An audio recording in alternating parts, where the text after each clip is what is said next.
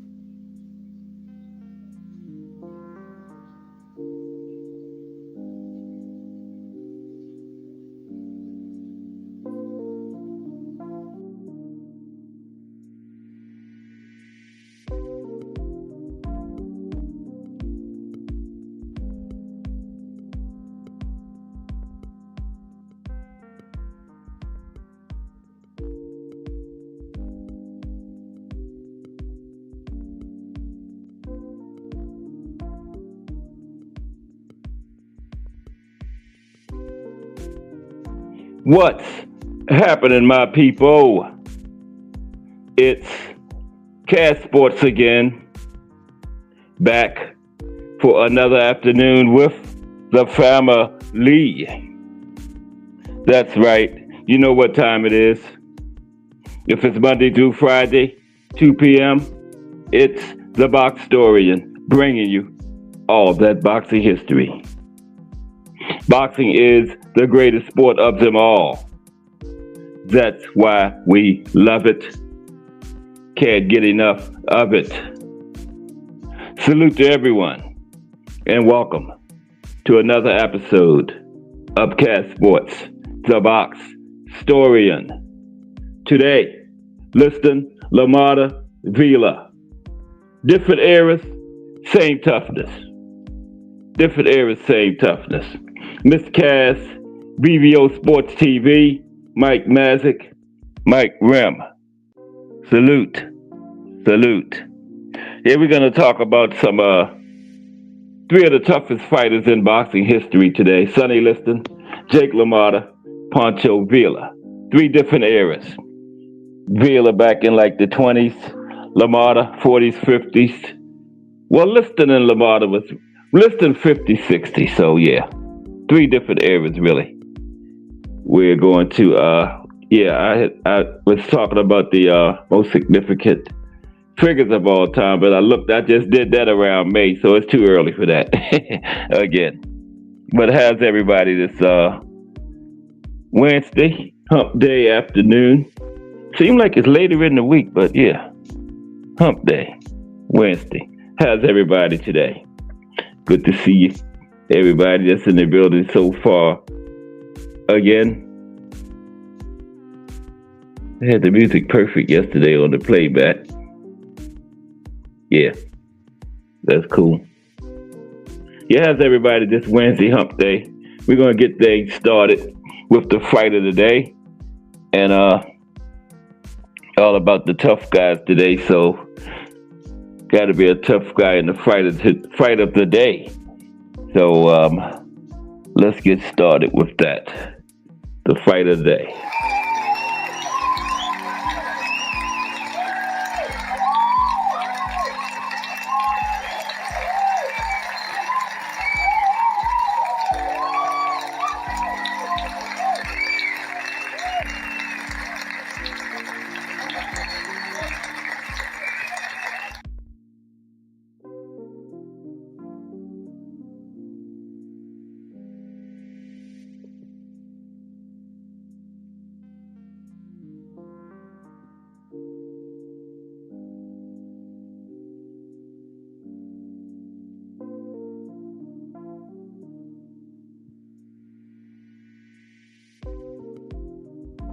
Okay, the fight of the day today is Sugar Ray Robinson versus Jake LaMotta. September 23rd, 1957, the St. Valentine's Day Massacre. The St. Valentine's Day Massacre. Let's talk about tough guys. Jake LaMotta's corner probably should have stopped that fight like round 8 or something. He went the whole 15. Well, I think it ended like 13 or something. But he was just. It should have saved him from himself. His corner or the referee didn't. Then wow, he took a beating, right? But never went down. Okay. Defiant Arnie 1 in the building. What's up, Defiant Arnie 1? Salute. Oh, there we go. How are you today? Good show last night. Defiant Arnie 1. Okay, keep up the good work. Starting out, doing great work over there with the boxing irony. Okay, so keep it up. Starting off good, but salute.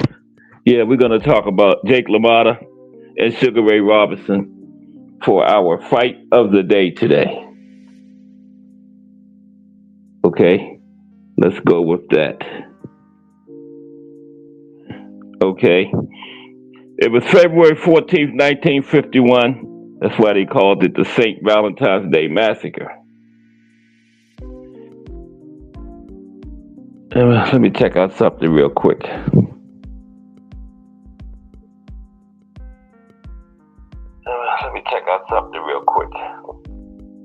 Okay, let's go.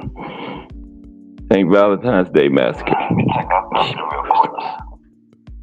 Okay, let's go. Of all the most memorable rivalries in the long history of boxing, the one between Sugar Ray Robinson and Jake LaMotta stands apart.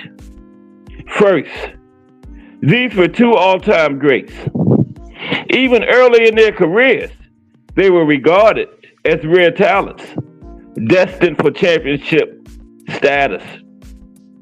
Second, their personalities and ring styles were perfect contrast to one another. LaMotta, the brutish Bronx Bull. Robinson, the stylish Prince of Harlem. And third, they locked up 6 times. The battles becoming more exciting and significant as both the rivalry and their respective careers unfolded. But their final clash, LaMotta vs. Robinson Part 6, is the most famous for the fact it was a massacre, the legendary St. Valentine's Day Massacre. Yep, the legendary St. Valentine's Day Massacre was the 6th and final fight in the series. Oh, Lord. Yeah. The legendary St. Valentine's Day Massacre, okay?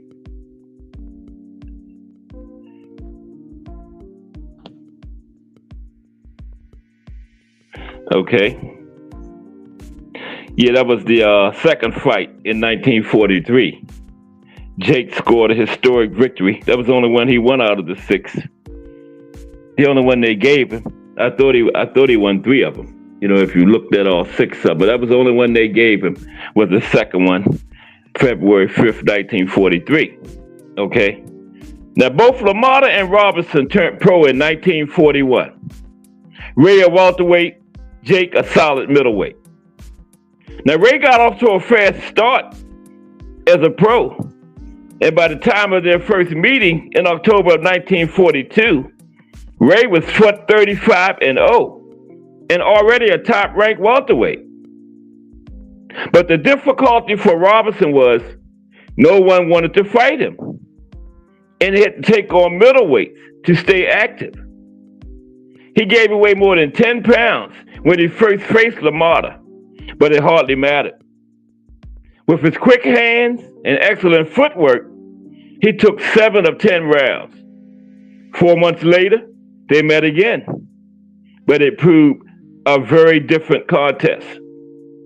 Lamotta fought with fury, cutting off the ring, bullying his way inside, pounding right hands to the body and left hooks upstairs. In round 8, he handed Sugar Ray the first knockdown of his career. Jake's ferocious attack, sending Robinson through the ropes. Lamotta took a close but unanimous decision and gave Sugar Ray his first loss in that second fight. Sugar Ray Robinson's first loss. Okay?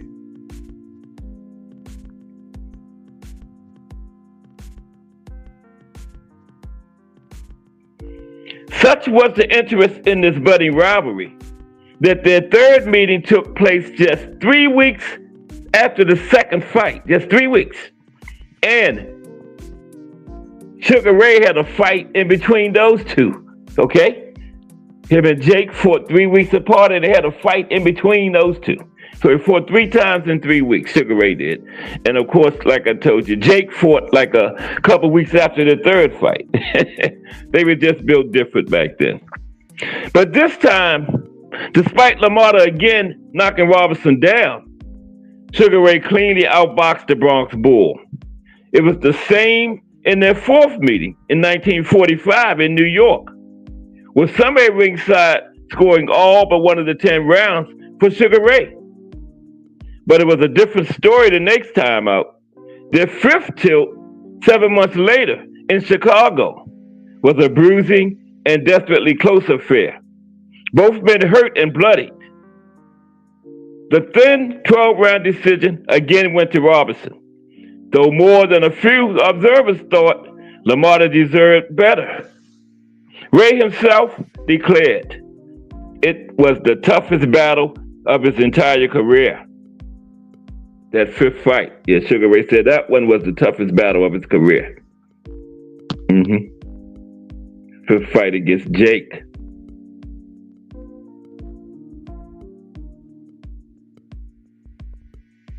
So, 5 fights, 4 wins for Robinson. But the suspect verdict in that hard-fought fifth battle left fans less than satisfied and harboring suspicions that the terms between these warriors remained undecided. But now, they went their separate ways. The years passing, as Sugar Ray at long last won the world welterweight crown in 1946, and Lamotta finally took the middleweight belt in 1949. But by 1950, Sugar Ray could no longer make 147 pounds, and so he moved up to middleweight, setting up perfectly a 6th meeting, this time with a world title on the line. So isn't that incredible? The 6th fight was the first time a title was on the line between them. Okay? It took me a long time to even find that out. They fought 6 times, and the sixth fight was the first time a title was on the line between them. Right? It was Jake's middleweight title. Okay, that's crazy. One time I thought all of them was title fights, but nope. The sixth fight was the first time a title was on the line between these two. Wow, isn't that incredible? That's crazy. Okay. So the sixth and final fight. On February 14th, 1951, 15,000 packed Chicago Stadium and millions more watched thanks to the new and popular phenomenon of home television. They all witnessed a war for the ages. For Lamotta, this was his last hurrah, and he knew it. While Robinson, incredibly, would go on to compete for another 14 years. Jake's fighting style necessitated a shorter career. Too many brutal wars, too much wear and tear. The 160-pound weight limit was a terrible ordeal for him now. The day before the contest, that final fight, Jake had to shed at least 4 pounds. On the last day, he had to get rid of 4 pounds. That ain't nothing nowadays with these nutritionists and all that stuff. They might shed 15 pounds on the last day. I know they put on 20 or 30 by the next day, by fight night, weighed on Friday, and put on 25 pounds overnight. Now, February 14th, 1951, 15,000 pack. Jake had to shed 4 pounds. Now, thanks to his struggle to make weight, Jake knew he lacked the stamina to go the distance. And so Lamotta altered his strategy for this final clash with Sugar Ray. Instead of resolutely stalking his man, he started fast, targeting Robinson's head more and trying for a knockout early. Meanwhile, Sugar Ray, also keenly aware of Lamotta's weight trouble, boxed beautifully, but with aggression of his own, tearing with hooks at Jake's ribs and belly like a frenzied ditch digger in an effort to sap Jake's energy. Sugar Ray went to the body early and often because he knew about Jake's weight troubles, right?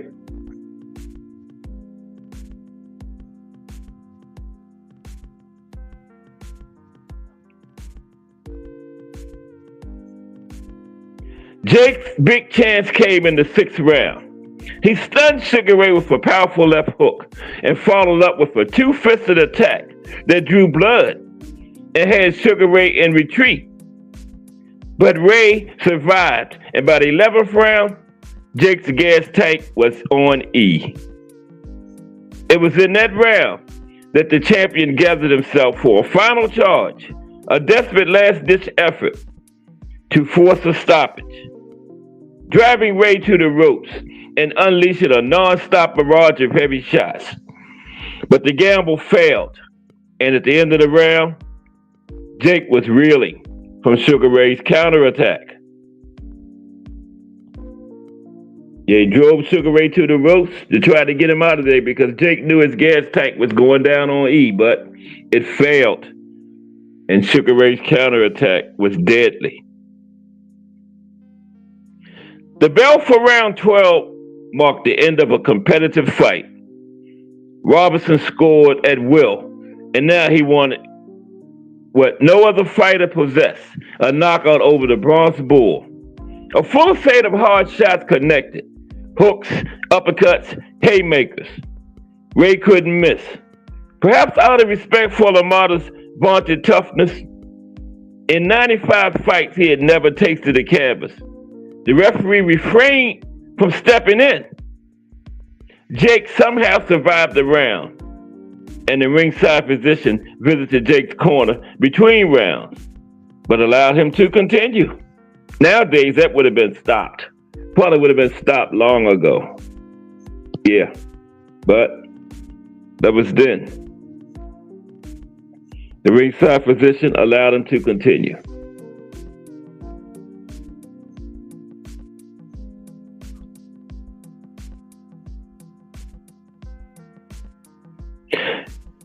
Not for nothing, do they call this fight the St. Valentine's Day Massacre. In round 13, Lamotta absorbed a truly horrific pounding. Everyone could see that the champion had no chance of winning, but he simply refused to go down as he withstood a seemingly endless series of Robinson's best punches. The referee appeared reluctant to stop the fight, even as Lamotta, now unable to keep his hands up, staggered about, catching clean, vicious shots that would have knocked out any other middleweight on the planet. Only after a flush right hand nearly decapitated Jake and ringside officials finally signaled for the battering to end did the referee step in and raise Robinson's hand. Yeah, Jake took a terrible beating. Yeah, it's not called it's called the St. Valentine's Day Massacre for a reason.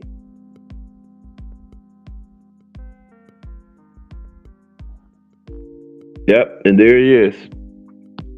Finally stopped it.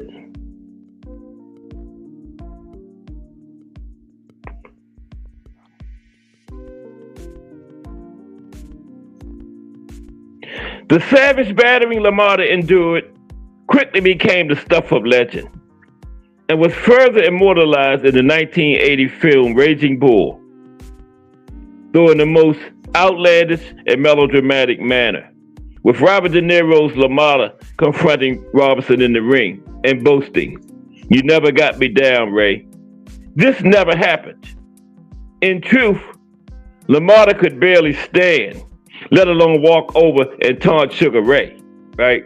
So that never happened.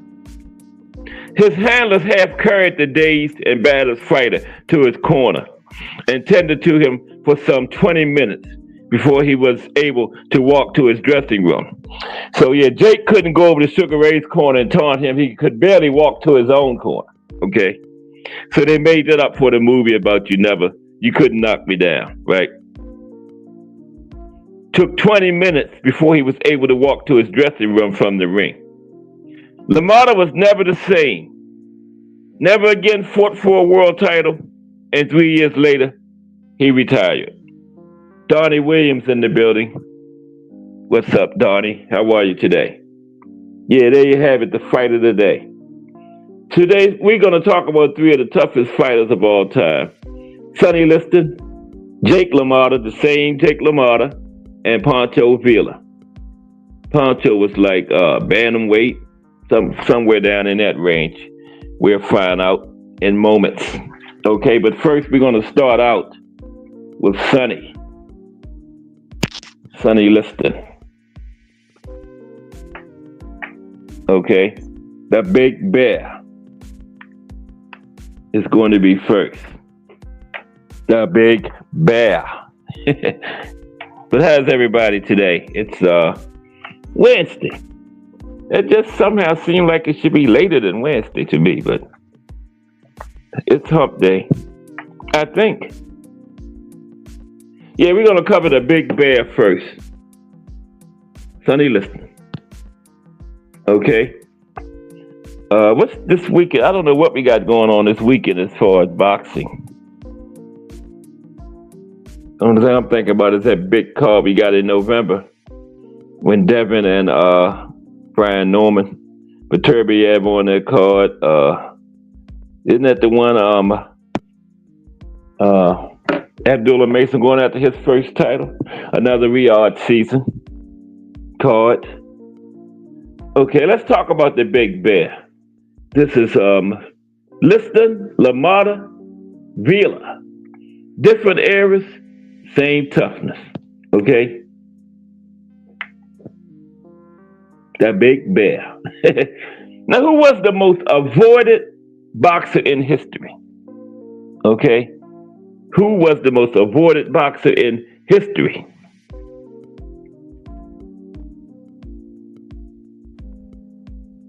There's no doubt Sonny Liston was the most avoided boxer in history. That answers that right away. No doubt about it. 14 top heavyweights of that era, or their teams, flat out refused to fight him, including 3 world champions. just didn't even sugarcoat it. Didn't even try to hide it. Just flat out said they wasn't fighting Sonny Liston. Take the title, strip me. I'm not fighting him.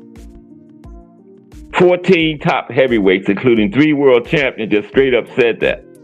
That's avoided right there. Historian Jonathan Egg wrote of Listn. Listn does not merely defeat his opponents. He breaks them, shames them, haunts them, leaves them flinching from his punches in their dreams. So who is the most avoided fighter in history? The Big Bear, Sonny Liston. Now, Sonny Liston began his life on a miserable sharecropper's farm in Arkansas, where his father literally used him as a beast of burden. You know, the mule died, his father hooked Sonny to the plow when he was a child, right? I only think he was over 10 years old. Something right around there. Maybe 12 or 13. But the mule died and Sonny's father hooked Sonny to the plow. And Sonny didn't pull hard enough, he whipped Sonny. And he never whipped the mule, but he whipped Sonny, okay? He started on that miserable farm, and his life ended with his mysterious death in Las Vegas about half a century later. Now, Sonny went to prison for strong-arm robbery in 1950. And he never complained about prison. He said, well, the first time in his life, he ever had 3 meals every day. So what is there to complain about? You know? First time in my life I ever had 3 meals in a day, so I ain't complaining. Now, the athletic director at Missouri State Penitentiary was a priest, Father Alois Stevens, who took a liking to Listn and suggested to him to try boxing, you know, while he was in prison, right? Now, Father Stevens supported Sonny in making parole. And when Sonny made parole and got out, Father Stevens brought him to the attention of boxing trainers on the outside, right?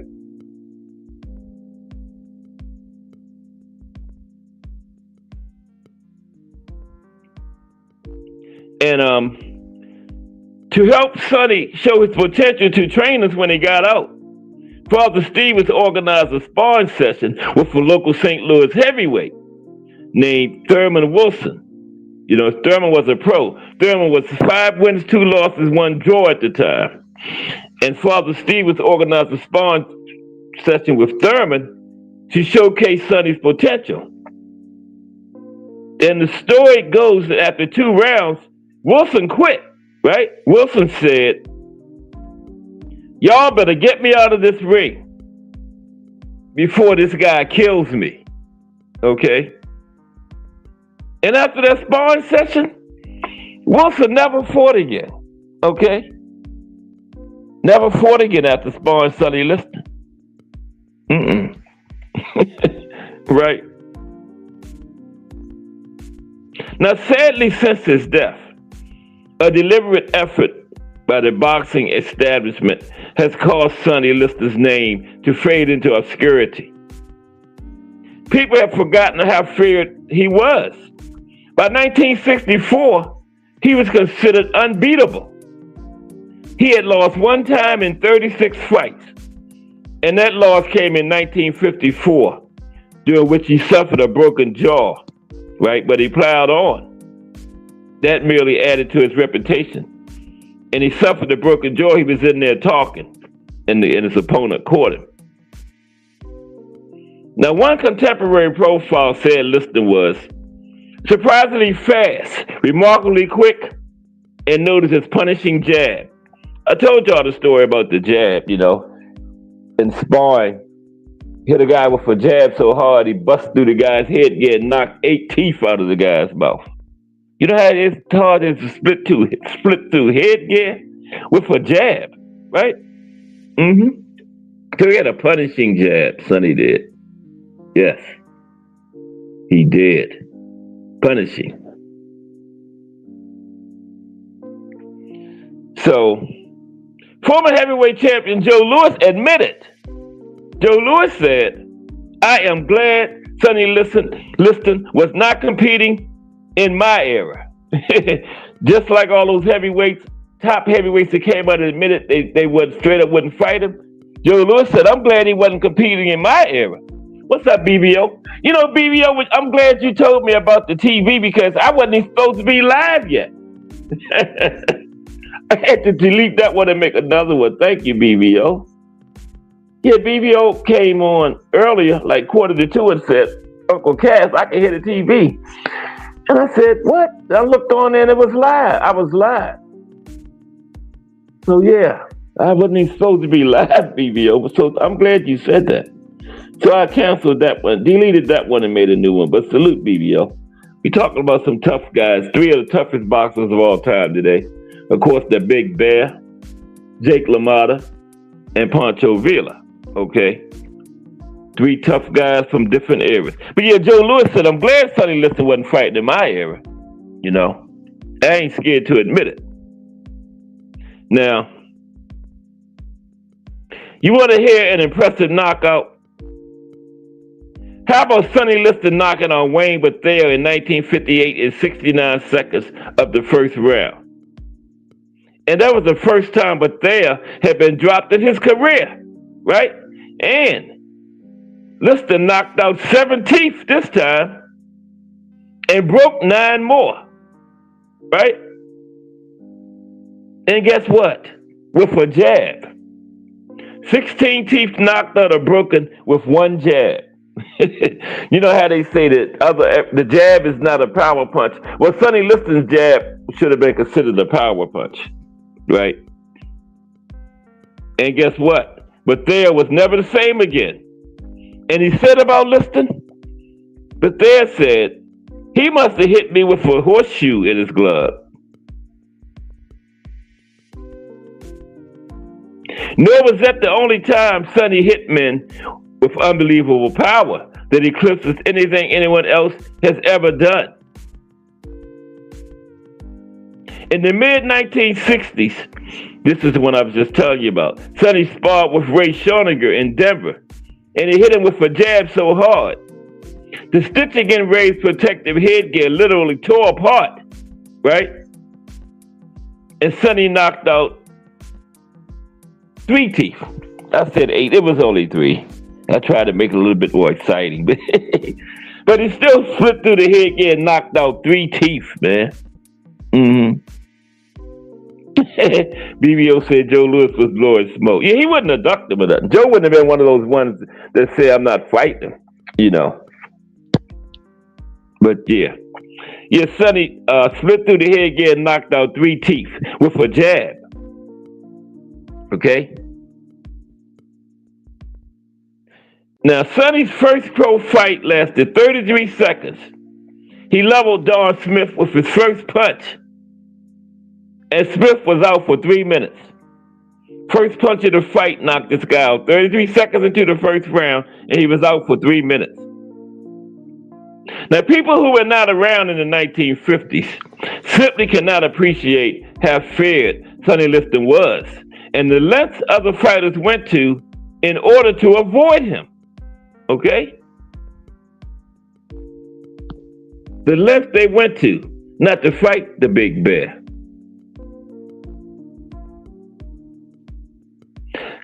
D'Amato used backroom politics to keep Listn from Patterson for years.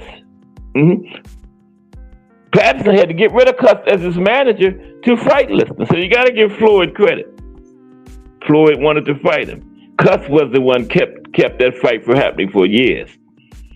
And you see what happened. He knocked Floyd out twice in the first round.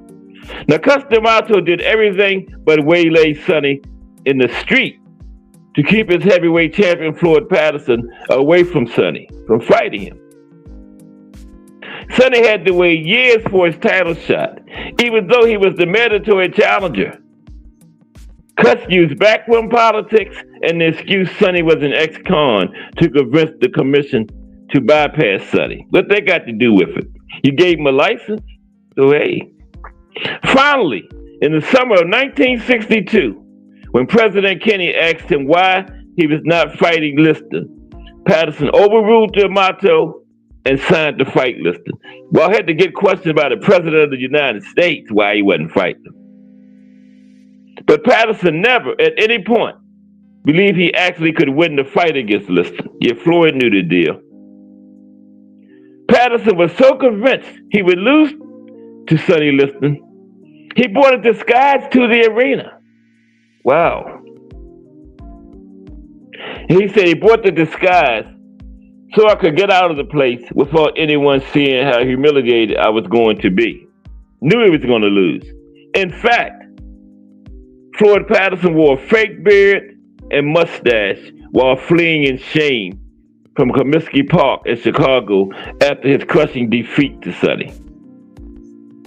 Listn knew the fight was over when Patterson wouldn't even look at him during the weigh-in, right? Wouldn't even look at Sonny. And that was before the fight even began, right? Wouldn't look at Sonny during the weigh-in.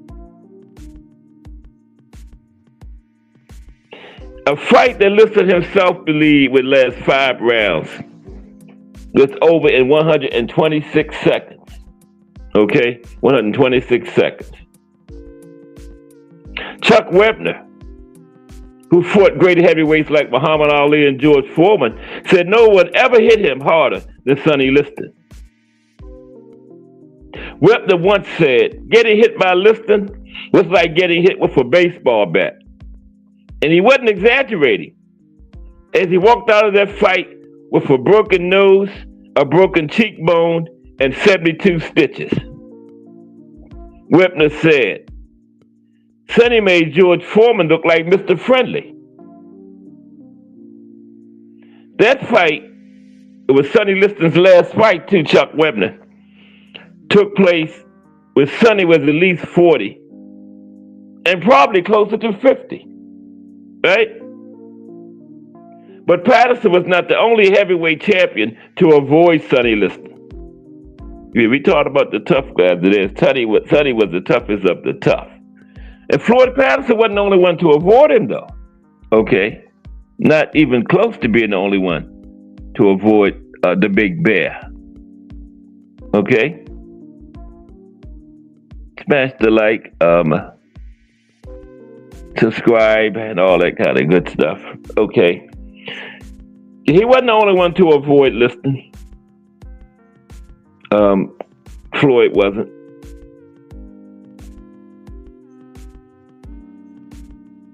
Sonny challenged Joe Frazier repeatedly after Ali lost the title in 1967 when Ali was stripped. And Frazier ended up champion.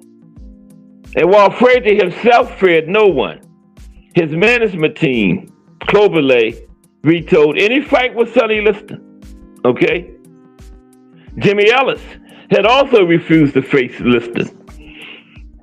And as the tournament he won, Sonny was just plain blackballed from taking part in it, even though he certainly deserved to be the top seed. Yeah, when they had the tournament to replace Ali as champion after he was stripped, they wouldn't even let Sonny compete in it. They wouldn't even let Sonny Listn compete in it. He should have been the number one contender in the tournament, the top seed. When Sonny began fighting again after his losses to Ali, he won 4 fights by knockout. And yet, mysteriously, he was still unranked when Ali was stripped in 1967. And the 8 top contenders were assembled to fight for the title. Included, incredibly, among the 8 was Floyd Patterson, who Sonny had knocked out twice in a total of 246 seconds. Both fights lasted 246 seconds altogether. Floyd Patterson was in the tournament and Sonny wasn't. Right? Incredible. And guess what? Floyd Patterson even told reporters Sonny Listn should have been in the tournament, but the media refused to print anything positive about Sonny.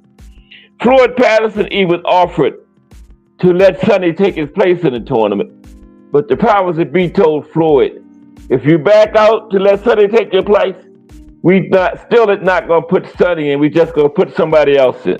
So Floyd went on and competed in the tournament, right?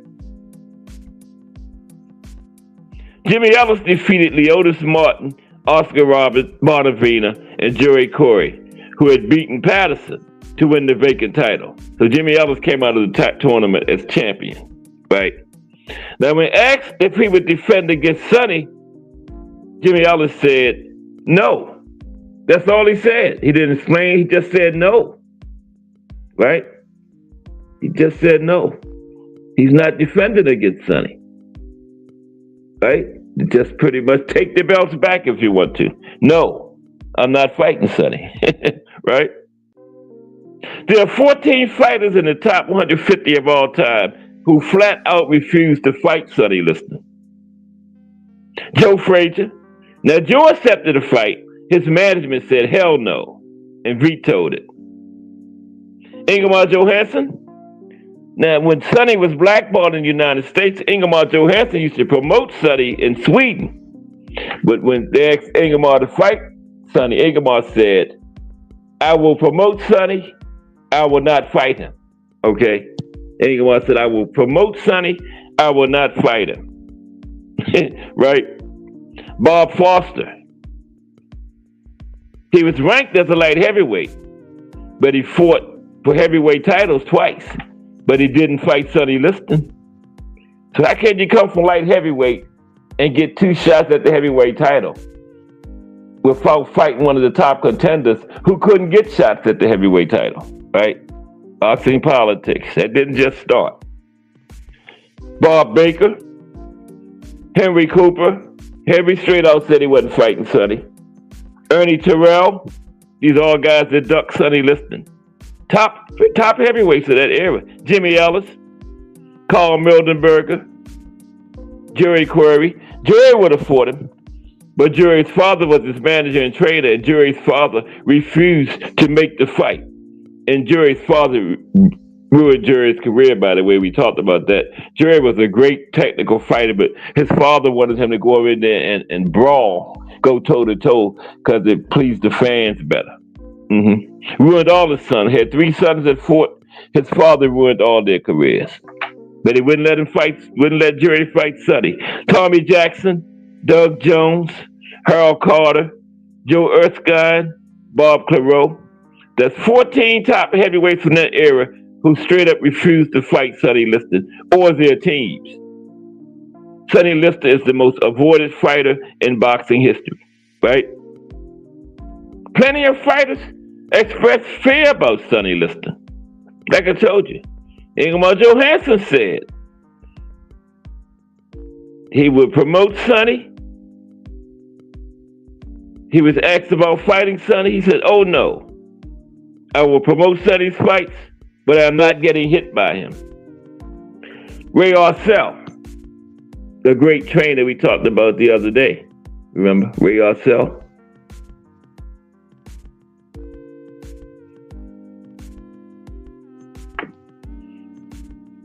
Ray Arcel dryly noted, Sonny Listn didn't just look mean, he was mean, real mean.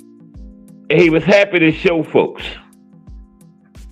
Henry Cooper, the European and British heavyweight champion who twice fought Ali. Dropped Ali, remember? Had a who's who of opponents in the 50s and 60s. Had one name glaringly missing from his resume. The Big Bear, Sonny Listn. When asked why Sonny wasn't on his resume when so many, most of the top heavyweights of the era was on there, Henry Cooper said, I don't even want to see Sonny walking down the street, let alone get in the ring with him. Zora Farley, perennial heavyweight contender from Marciano's time to Ali's, who fought and was knocked out by Listn, said, at least Zora Farley fought him, and Zora Farley said, I was lucky. Sonny didn't dislike me, so he just beat me up a little. And Zora went on to say, Sonny Listn that made genuinely tough men look like little orphan Annie. George Foreman said the 1940 Sonny Listn, he said the 40-year-old Sonny, and Sonny Listn was in his 40s when George Foreman sparred him. And Foreman said, they sparred in the late 60s. And he said Sonny Liston was the only man who could ever force him to go backwards by sheer brute strength in the ring. Foreman said, I was afraid of Joe Frazier. Every man is afraid of a man like that if he had sense. But with Sonny Liston, I was always real careful to not make him mad. Sonny was something special. Floyd Patterson was asked once who the hardest puncher he ever faced was. When he said Ingemar Johansson, the surprised reporter said, what about Sonny Liston? You fought Sonny Liston. Patterson said, oh, I thought you meant fighters I thought I had a chance of beating. Chuck Webner, who fought great heavyweights like Muhammad Ali and George Foreman, said no one ever hit him as harder than Sonny Liston, right? Yeah, he beat Chuck Webner. That was Sonny's last fight. Nino Valdez, as he lay dying from cancer, drugged heavily with morphine, was asked by his family if he heard, he said, not as bad as getting hit by Sonny Liston. People were terrified of Sonny Liston, not just fighters. The boxing site Fight City named Sonny Liston as the most intimidating fighter of all time. Okay? Sonny dominated boxing from 1958, when he began his ferocious march to the title, to 1964, when Cassius Clay defeated him. That was for 6 years. He was very clearly the most dominant fighter in the world. Even the police were afraid of Sonny Liston. And they had guns. Even the police was afraid of this man. Okay?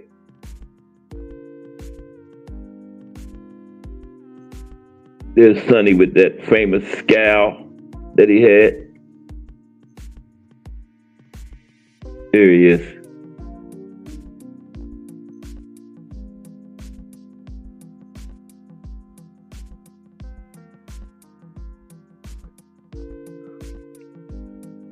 Yeah, there we go. Even the police were afraid of Sonny, and they had guns. A very proud man.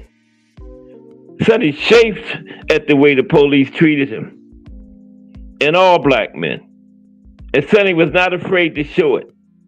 He was pulled over just for driving, approached and questioned just for being in public, and he hated it. Arrested 19 times, in prison twice. Sonny once took a gun away from a police officer who was harassing him, beat the officer, and broke his knee. On another occasion, when Sonny took the officer,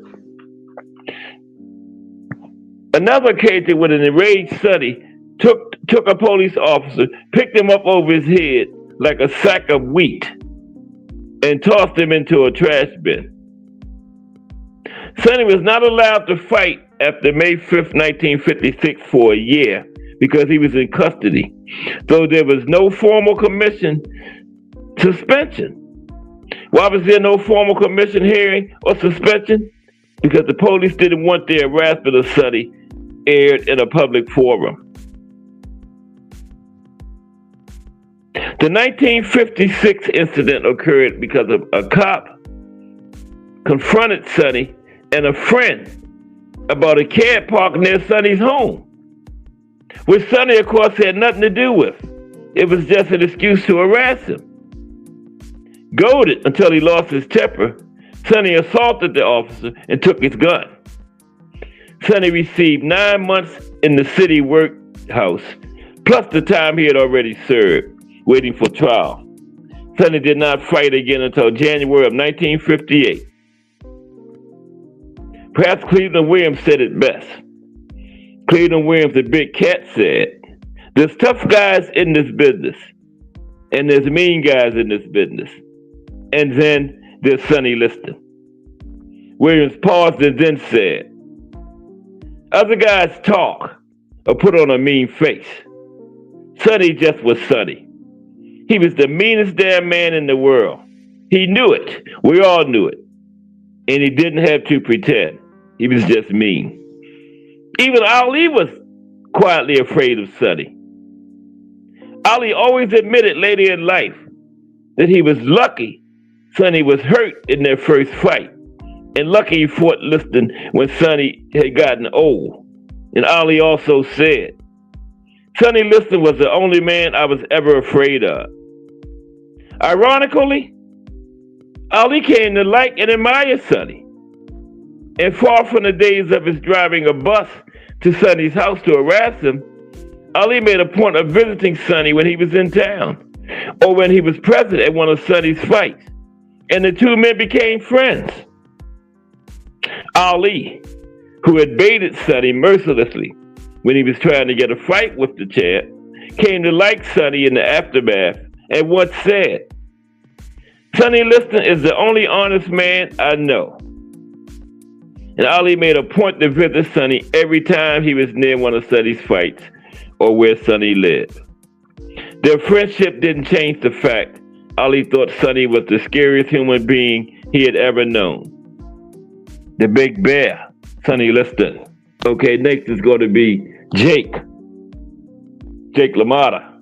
We talked about tough guys today. Okay. Next is Jake Lamotta, the Bronx Bull. Jake LaMotta. Okay, the Bronx Bull. Another tough man. Okay, we got three tough fighters from three different eras today. Just got finished with the Big Bear, now the Bronx Bull. Now, how successful was Jake LaMotta as a boxer? Glad y'all asked. Let's talk about it. How successful was Jake LaMotta as a boxer? The Bronx Bull. Oh, come on, don't do this to me. Yeah, there we go. I thought it wasn't going to move. Okay, did anybody come in? All right, let's continue. Jake LaMotta now is the second tough guy. How successful was Jake LaMotta as a boxer, though? Okay. Now we're talking about legendary Giacobbe Jake LaMotta, a.k.a. the Bronx Bull, world middleweight champion, International Boxing Hall of Famer, and a legend of the sport of boxing. Okay? And that's Jake right there with his belt in 1949. Okay? 1949. That's when he had dealt with the mafia, took the dive against Billy Fox, and got his title shot. And he had to pay $20,000 to get it. That was the only way he was going to get a title shot. You know, he had to take the dive, right? And he did it. Now, considering that several books were written and a movie was made about LaMotta's life, we don't need to go through the usual introduction, personal background, and out-of-the-ring trivia. And we can concentrate solely on his biggest career achievements. Although LaMotta was not the best boxer of his generation, as he had the misfortune to live and fight in the times of the great Sugar Ray Robinson, he certainly did enough in his career to be remembered as one of the greatest warriors in the history of boxing.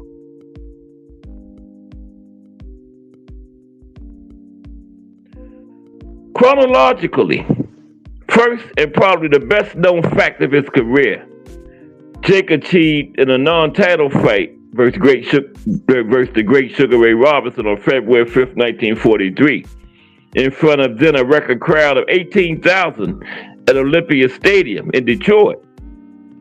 The Robinson entered the fight 16 pounds lighter than Jake, but is a 3-1 favorite, and managed to have things under control early on.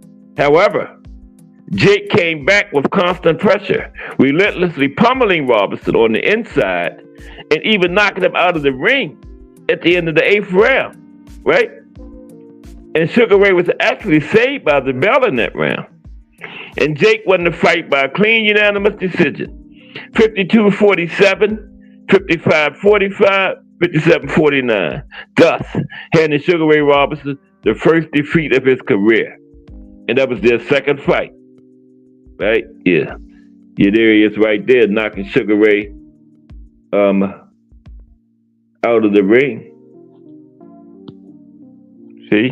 And Sugar Ray was saved by the bell in that round. Yep. Okay. So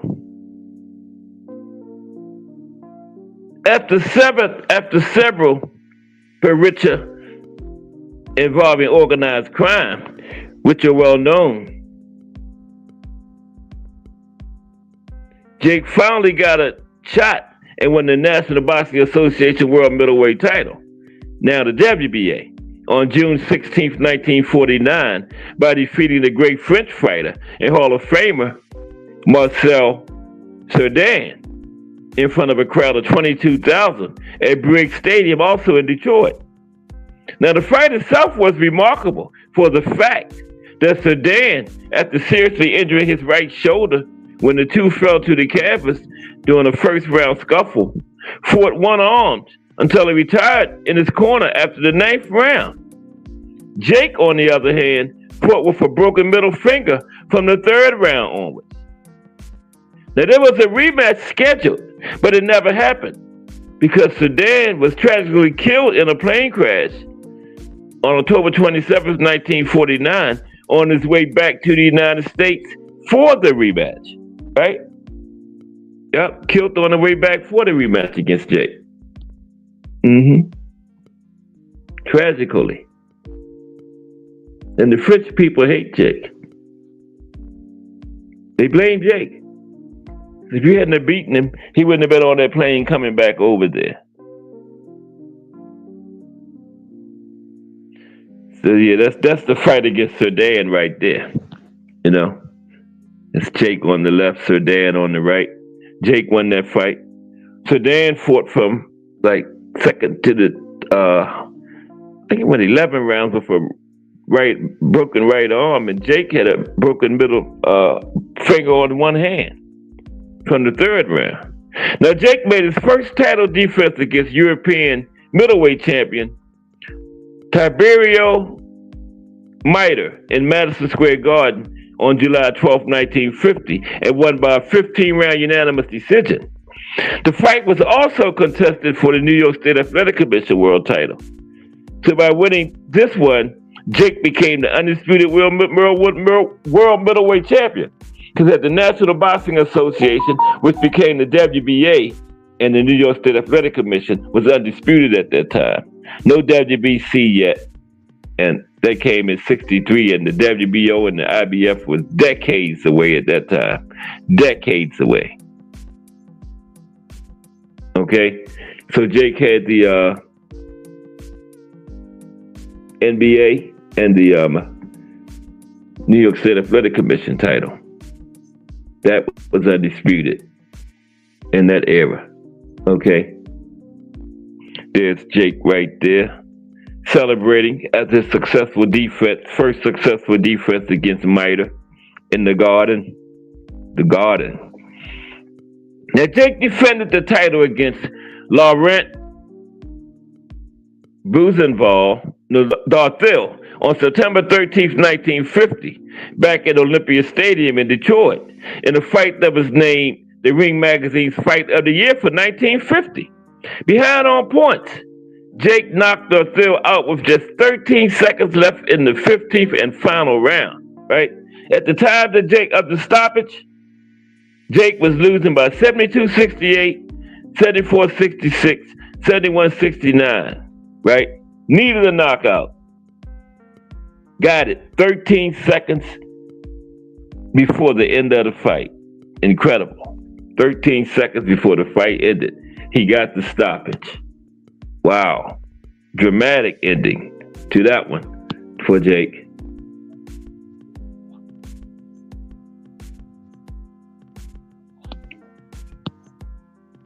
Okay, that's Jake. That's the stoppage. That's Darthil on the mat.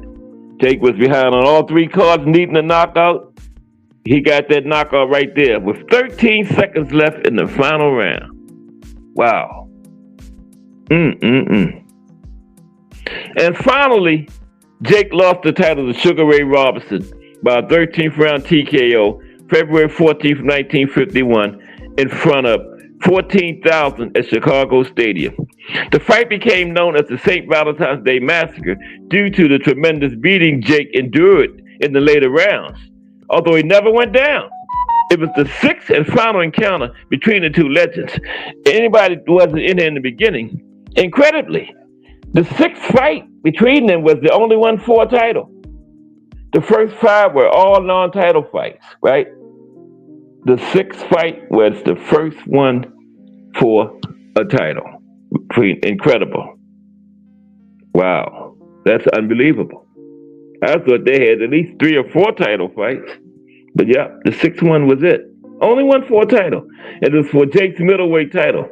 Sugar Ray had just moved up to middleweight. He couldn't make welterweight anymore. Yeah, and that's Robinson and Lamotta 6, that picture right there. Yeah, Jake took a pounding late in that fight. Thus, the St. Valentine's Day Massacre. In all, oh, come on. Excuse me. In all, Jake fought Sugar Ray Robinson 6 times, winning once. Now, I thought he won 3 of them. I thought it was 3-3. Watch all those fights, man. That's him a number of times. But yeah, he won 1 out of the 6. And he later summarized his experience for fighting Sugar Ray Robinson in one great sentence. Jake said, "I fought Sugar Ray Robinson so often, I should have sugar diabetes." Right? Beside Robinson and Sir Dan, Jake LaMotta had several encounters with fellow Hall of Famers, namely Homer Williams, Lloyd Marshall, and Fritzy the Coed Comet Zivic. Okay? There's him and Fritzy Zivic right there. He fought a few Hall of Famers. That's him and Fritzy Zivic. With Zivic, Jake fought 4 fights between June 1943 and January 1944. Wow, that's like 7 months. They fought 4 times in a 7-month span. Zivic, a tough as nail former welterweight world champion and already a veteran of 170 fights, gave his best. But after 45 hard and grueling rounds, the final score was 3-1 in favor of the then up-and-coming and aging 20-year-old prospect Jake LaMotta. Beat him 3 out of 4. Their last fight, besides for numerous hard shots, headbutts, and low blows, was notable for Zivic fighting with a fractured left hand from the first round onwards. Notable for his granite chin, Jake was sent to the canvas only once in his career, not by Sugar Ray, but by Danny Nautico. It happened on December 31st, 1952, in the light heavyweight title eliminator, which was also the 103rd fight of Jake's career. He retired in 1954 with a record of 83 wins, 30 by knockout, 19 losses, and 4 draws. In the inaugural year that the International Boxing Hall of Fame opened, 1990, Jake was rightfully inducted into the old-timers category with all the other great old-timers. Also, the Ring magazine named Jake LaMotta the 5th greatest middleweight of all time. Okay? The 5th greatest middleweight of all time. Jake LaMotta. And let's talk about this other tough guy, Pancho Villa, down in the little classes. But yeah, Pancho was a tough cookie, man. I'm telling you. Yep. Okay, let's talk about Pancho Villa now. Pancho Villa. Okay? Pancho Villa. A great champion of the Philippines. Yep. Oh my goodness. Yeah, great champion of the Philippines. Pancho was. He was, matter of fact, he was the first champion from the Philippines. Pancho was. Yep. Arguably the greatest fighter out of the Philippines, too. Pancho Villa. Yes, sir. Arguably the greatest fighter ever from the Philippines and the first world champion. from the Philippines.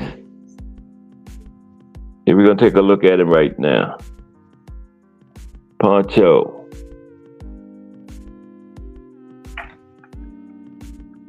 Okay.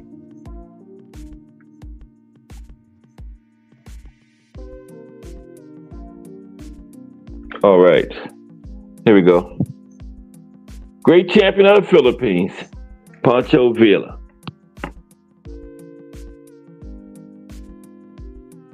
There he is. There's Pancho. Okay. Great legendary champion of the Philippines, the great Pancho Villa. Excuse me. Okay. Now, the real Pancho Villa was a prominent Mexican revolutionary who won fame for his military victories during the early part of the 20th century. Now, exactly why Francisco Gallardo of the Philippines was renamed Pancho Villa is difficult to know, though it no doubt had something to do with Gallardo's involvement with two important boxing figures in Manila, promoter Frank Churchill and trainer Paquito Villa, with an eye on eventually bringing their young little thoroughbred to the United States to make some serious money. They came up with the idea of giving Francisco a name the public would remember while paying tribute to Paquito. Okay? I still don't know why they named him Pancho Villa. But that was not his real name, though. His real name was, what was it again? Should have written, Francisco Gallardo was his real name. But his ring name was the Great Pancho Villa. Okay? And remember, they did it. You know, they made him a great champion. Decades before Roger Daltrey saying that he hoped to die before he got old, Pancho Villa blazed the path to boxing glory and fame with lightning speed, and then suddenly was no more. Time never eroded his skills. The ease of retirement never was his. Instead, at the age of only 23, he simply ceased to be. His legacy and astonishing run at the top of the flyweight division as one of the greatest boxers of the sport's golden age, and the very first of a long line of terrific champions from the Philippines. Yeah, I said bantamweight. He was flyweight, 112. And the first Filipino champion ever. First of a long line of champions from the Philippines. Pancho Villa was. Okay? Now, discovered by Churchill when he was only 16 years old. Villa turned pro in 1919 and reeled off more than 50 wins in 2 years of fighting in his native country.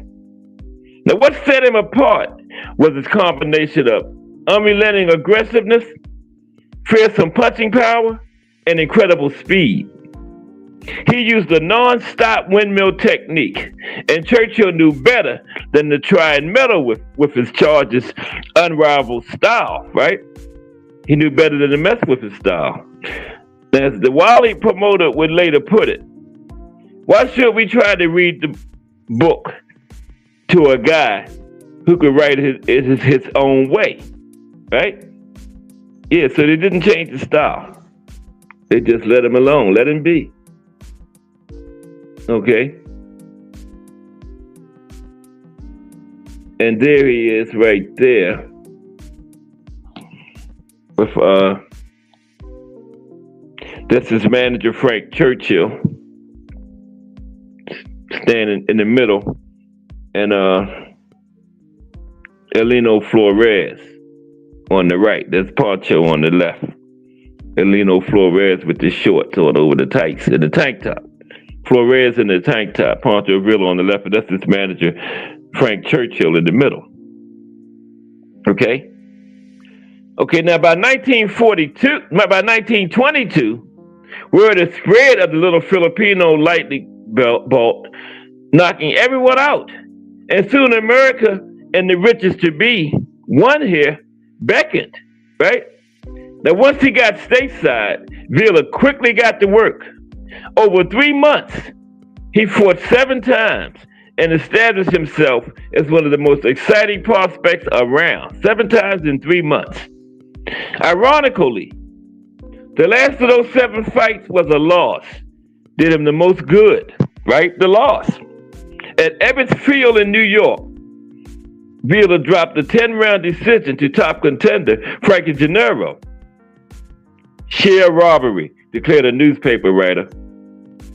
If I were Frank Churchill, wrote another, I'd take the greatest fighter in the world back to the Philippines. We are in America, and we don't deserve to see him, right? So they called that loss a robbery. They said that was the best of all those 7 fights. They said that loss was the best thing to happen to him. And look at this picture. That's him and Jack Dempsey, right? Jack Dempsey carried him around like a little child. They were real good friends, right? Him and Jack Dempsey clowning around. Because Jack Dempsey, a heavyweight, Villa was a flyweight 112, right? I mean, yeah, flyweight 112. So there he is up on Jack Dempsey's shoulders. Crazy. Okay. You looking at laughing at that picture they find on it? Yeah, that's crazy, ain't it? Yeah, right. But instead of the defeat detracting from Villa's standing, it enhanced it. Meanwhile, he was enjoying life in New York, you know, along with his newfound fame and the money that came with it, right? His natural charm and warm personality meant as fast as he was winning, his natural charm and warm personality meant as fast as he was winning fights, he was winning friends, including Jack Dempsey and Mickey Walker, the toy bulldog.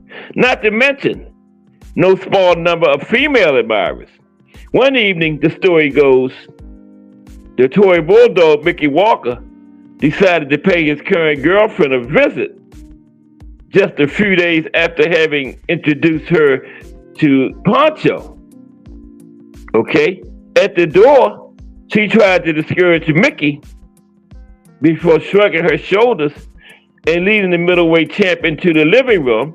There, seated comfortably with a drink in his hand, was Pancho Villa. Wow. Mickey introduced him to his girlfriend a couple of days before. He goes to his girlfriend's house. She tried not to let Mickey in at first, and Mickey wasn't trying to go away. Mickey thought something was up, and he go in the house. There's Pancho sitting in his house, sitting in his girlfriend's house with a drink in his hand, right? Now, upon seeing Mickey Walker, now Mickey Walker was a toy bulldog, a middleweight, so much bigger than Pancho. So upon seeing Mickey Walker, Pancho immediately leapt to his feet and approached him. He said, "Don't get mad, Mickey. I'll go get my girlfriend for you." We can do the old switcheroo. Right? How could anyone, Walker would say whenever he told the story, get sore at a guy like that? Wow. That's bad there, though. The man introduced you to his girlfriend, you over her house. Could at least took her somewhere else where Mickey Walker might not come to. You know, that's what I would have done. You know what I mean?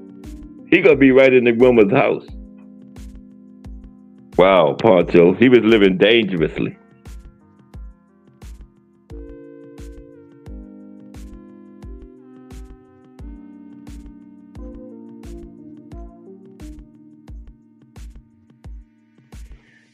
Now I'm trying to figure out where I'm at. Is that where I'm at? Yeah. Yeah, there we go. Okay. Now, already Villa was among the most popular boxers in America. And the man was keen for a showdown between him and Jimmy Wall, the great British fighter Jimmy Wall. Jimmy Wall was arguably the greatest flyweight ever, as the Welshman had not defended his world title for almost 2 years. Finally, there was a serious challenger for Wall. someone who could help generate some serious money. Now, Wall was years away from his prime, but he remained a legend and a huge draw. 40,000 people crowded the Polo Grounds in New York City to see if he could resurrect some of his old magic, or if Pancho Villa could make ring history and beat him. Yeah, that had to be a huge fight, Pancho Villa and Jimmy Wall. But the 31-year-old Wall, who had some 140 official fights and hundreds more off the record, had little left. And while he made a gallant stand, he lacked the strength to keep Pancho at bay. By the end of round 6, Wall had absorbed a frightful beating, and the referee stopped the fight in Jimmy Wall's seconds. They tried to persuade him to call it quits, but Jimmy Wall said, "Don't stop it." He said, "I'm a champion, and I'm going out like a champion. Let him knock me out." And a vicious right hand from Villa in round 7 did exactly that, and that cemented his legacy. He stopped the great Jimmy Wald. Yeah, and there is him and Wald before their historic fight. Yeah, that's Pancho on the left, Jimmy Wald on the right. Yeah, stop Jimmy Wald. Now, following the biggest win of his career, Villa embarked on a hectic schedule, competing 2 or 3 times a month, mostly in non-title fights. He made three defenses of his championship during this stretch. The last one part of an historic homecoming when he returned to the Philippines in 1924. Greeted with a hero's welcome, he enjoyed a huge victory party after treating his countrymen to a winning performance in the first World Championship fight ever staged in the Philippines. Yep, first ever Philippine champion, and had the first ever championship fight in the Philippines. Pancho Villa. Yeah, Manny Pacquiao wasn't even thought of back then. And there's Pancho and Jimmy McLaurin, another great flyweight from back in that era. So, in 1925, Villa returned to America and set himself to fight future welterweight champion Jimmy McLaurin. But a few weeks before the fight, Pancho developed a nasty toothache.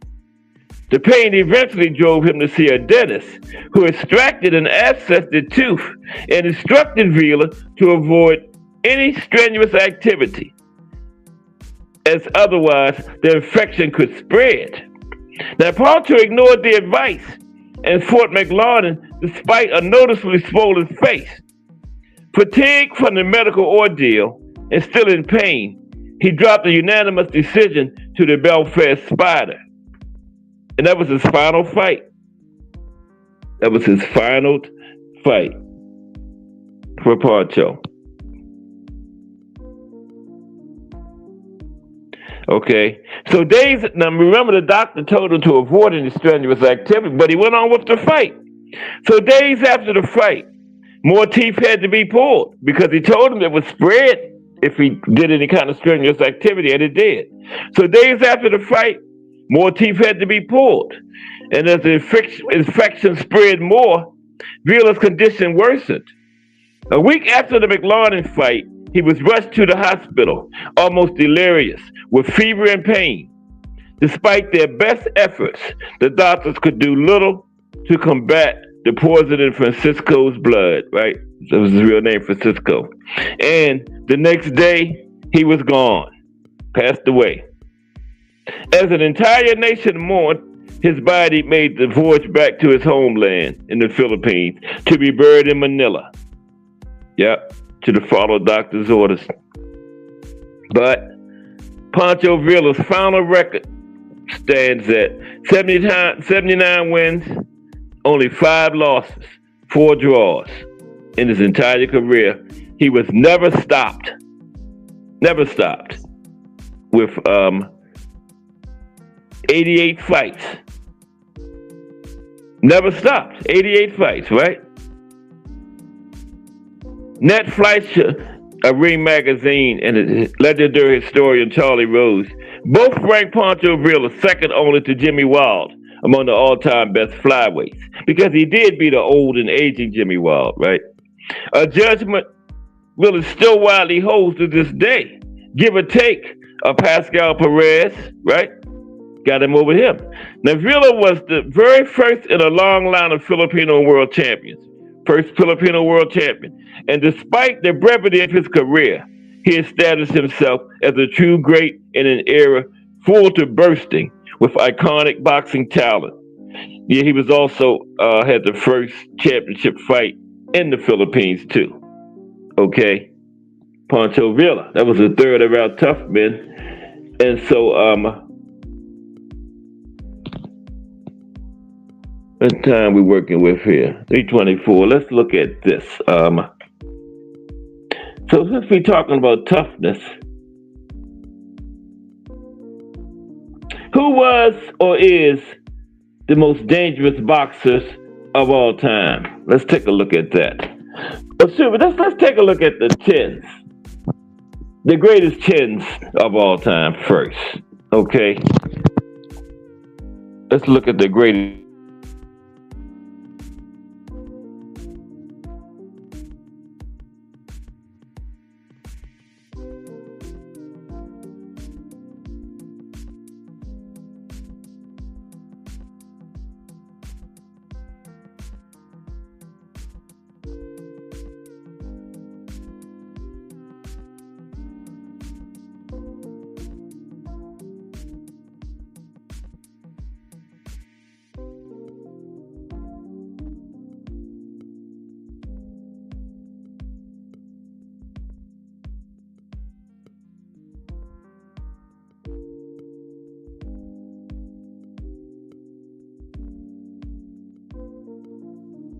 Okay, I'm back. I hit something.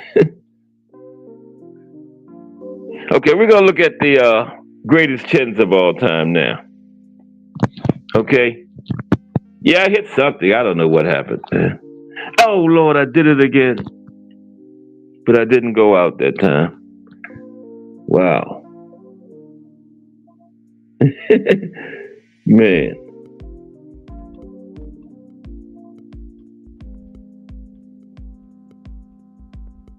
Yeah, I don't have all my pictures. Yes, I do. Yeah, Pancho Villa is on the greatest chins too. Yeah, we're gonna look at the greatest chins of all time first. Okay, since we're talking about tough guys today, let's take a look at that. Okay. Hope everybody in here is enjoying the show today. Okay, let's take a look at that. Greatest chins of all time. Then we're going to get some link time after we look at these chins, okay? We're going to get like 15, 20 minutes of link time. I can't go all the way to like 7 o'clock today, like we always do, you know? I always say getting off at 4, I look up, it's like 5 o'clock. But let's do that. Look at these greatest chins, and then we're going to get some link time. If we don't get any link time, I still got something else on the Tough Guys show. Friday is going to be the life and career of Tyson Fury, the Gypsy King. Okay? Then next month, the first Friday, our active fight is going to be Bud Crawford. I was just waiting for the Canelo fight to end before I did Bud as an active, and it's over. So now, yeah, Bud is next. Okay. Okay, we got 12 of the greatest chins of all time now. Okay. 12 of the greatest chins of all time. Okay, I think. Yeah, we're going to have it in a moment. 3:27, good time. This will take like 10 minutes. Here we go. Okay, this is 12 of the greatest chins of all time. No, I said that like 10 times. But here we go now, for real. Okay? Yeah, the phone just switches pictures real slow. King Carlos Monzon, one of the toughest of middleweight champions. The Argentinian had 100 pro fights and visited the canvas in just 2 of them. One was an early loss in 1964 to the more experienced Felipe Cambero, and the last one was the fellow champion Rodrigo Valdez in his final fight in 1977. His last fight. Okay? Talking about some great chins. William Gorilla Jones. Okay? William Gorilla Jones. In 144 fights, Jones was off his feet just a single time, courtesy of great middleweight champion Freddie Steele. 144 fights. Can you imagine how many rounds that is? This man just went down once in his career, man. One of those great 1950s middleweights, Carmen Basilio. There's Carmen fighting Sugar Ray Robinson. Carmen had a win against Sugar Ray, too. Carmen Basilio, talking about tough guys.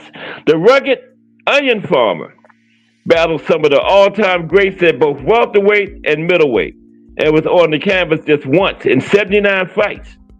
When he narrowly beat Sugar Ray Robinson in their first epic battle, it was reported he shook off punches that would have knocked down a horse. Carmen Basilio, the onion farmer. Okay, and then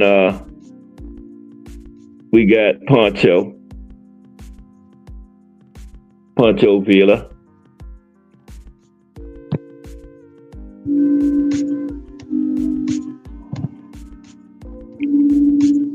No. Next is Panama Al Brown. Okay. Panama Al Brown is next. That's him on the left.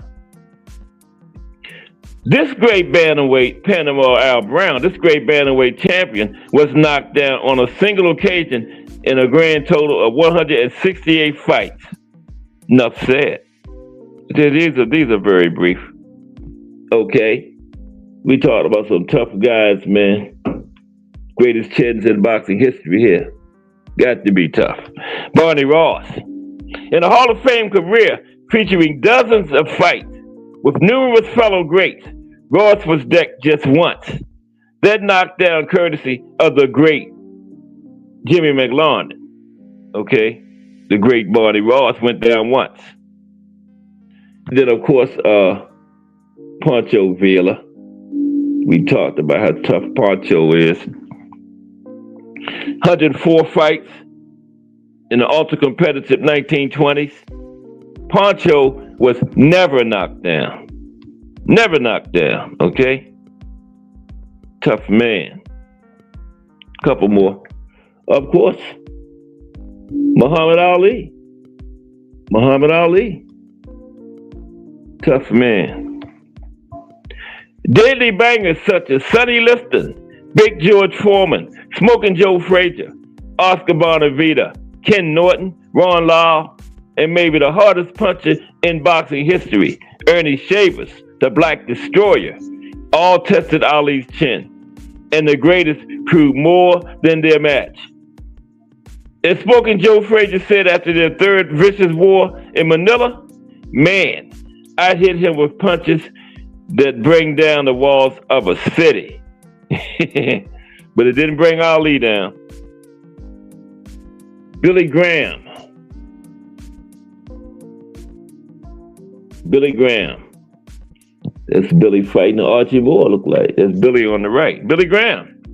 This tough New York welterweight had no fewer than 126 fights, including battles with Joey Graham, Kid Gavilan, Carmen Basilio, and was never off his feet, right? 126 fights. Imagine how many rounds that is. Never off his feet. Not once. Of course, this guy here. The marvelous one. Marvelous Marvin Hagler. Hagler was the world's best middleweight for almost a full decade, and a host of heavy punches, including Thomas the Hitman Hearns and John the Beast Mugabe, could not put him down. Tasted the canvas only once, on a bogus knockdown to Juan Rodon. It was a slip. So he really, officially down once, but really, realistically, never went down. That was not a knockdown. Of course, Jake. Jake got to be on here. Jake Lamotta. In 106 fights, the Bronx Bull hit the deck on just one occasion. He fought the great Sugar Ray Robinson 6 times, and even the Sugar Man could not get Jake off his feet. Couple more. The great Kid Gavilan. Kid Gavilan. There he is. Kid Gavilan. Kid Gavilan against the likes of Ralph Tiger Jones, Bojack, Tommy Bell, Ike Williams, Carmen Basilio, and of course, the great Sugar Ray Robinson. Kid Gavilan proved his chin rock hard, knocked down only 3 times in 143 fights. And finally, of course, the toughest chin of all time, unarguable, George Chuvalo. He should have been one of the I talked about, but I talked about him not too long ago. I thought about him, but I had talked about him not too long ago. Didn't want to be repetitive. But George Chuvalo, toughest man to ever step into a boxing ring, battling in the most competitive heavyweight division in history. This brave Canuck slugger took the hardest shots of Ali, Foreman, Frazier, Patterson, Bonavina, Query, Zora Farley, Ernie Terrell, Cleveland Williams, Bob Clairot, and Yvonne Durrell. And amazingly, he was never once off his feet. He was scheduled to fight Listn when Listn passed away. Yeah, he was scheduled to fight Listn. Yep. When he passed, okay. Yep. Okay, let's see if we can get a little link time in here today. We haven't had none in a while. Anybody interested in hitting the link? Hit it. Like James Brown said, hit it and quit. Hit it and quit. Maceo.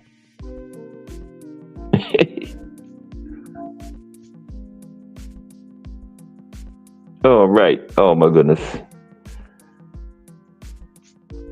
Yeah, I keep thinking it's Thursday. It's still Wednesday, right? Yeah, I'm gonna put the link in there, and I still had something else if nobody hits it, so we go. I'll leave it in like 2 minutes. Then I take it out. Somebody might come up at 2 minutes to 4 or something.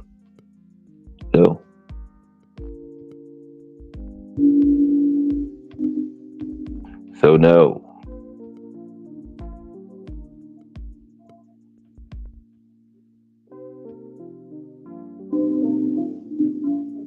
So no. Yeah. Somebody come up and tell me what we got this weekend, because I certainly don't know. There's always fights though, so somebody's in there.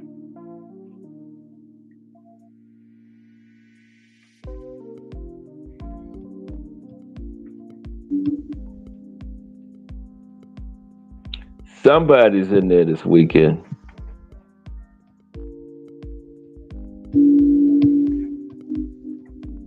I just don't know who it is.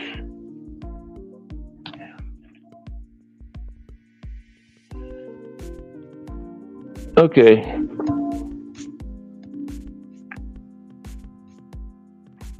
Man. Don't keep hitting stuff, man. Damn.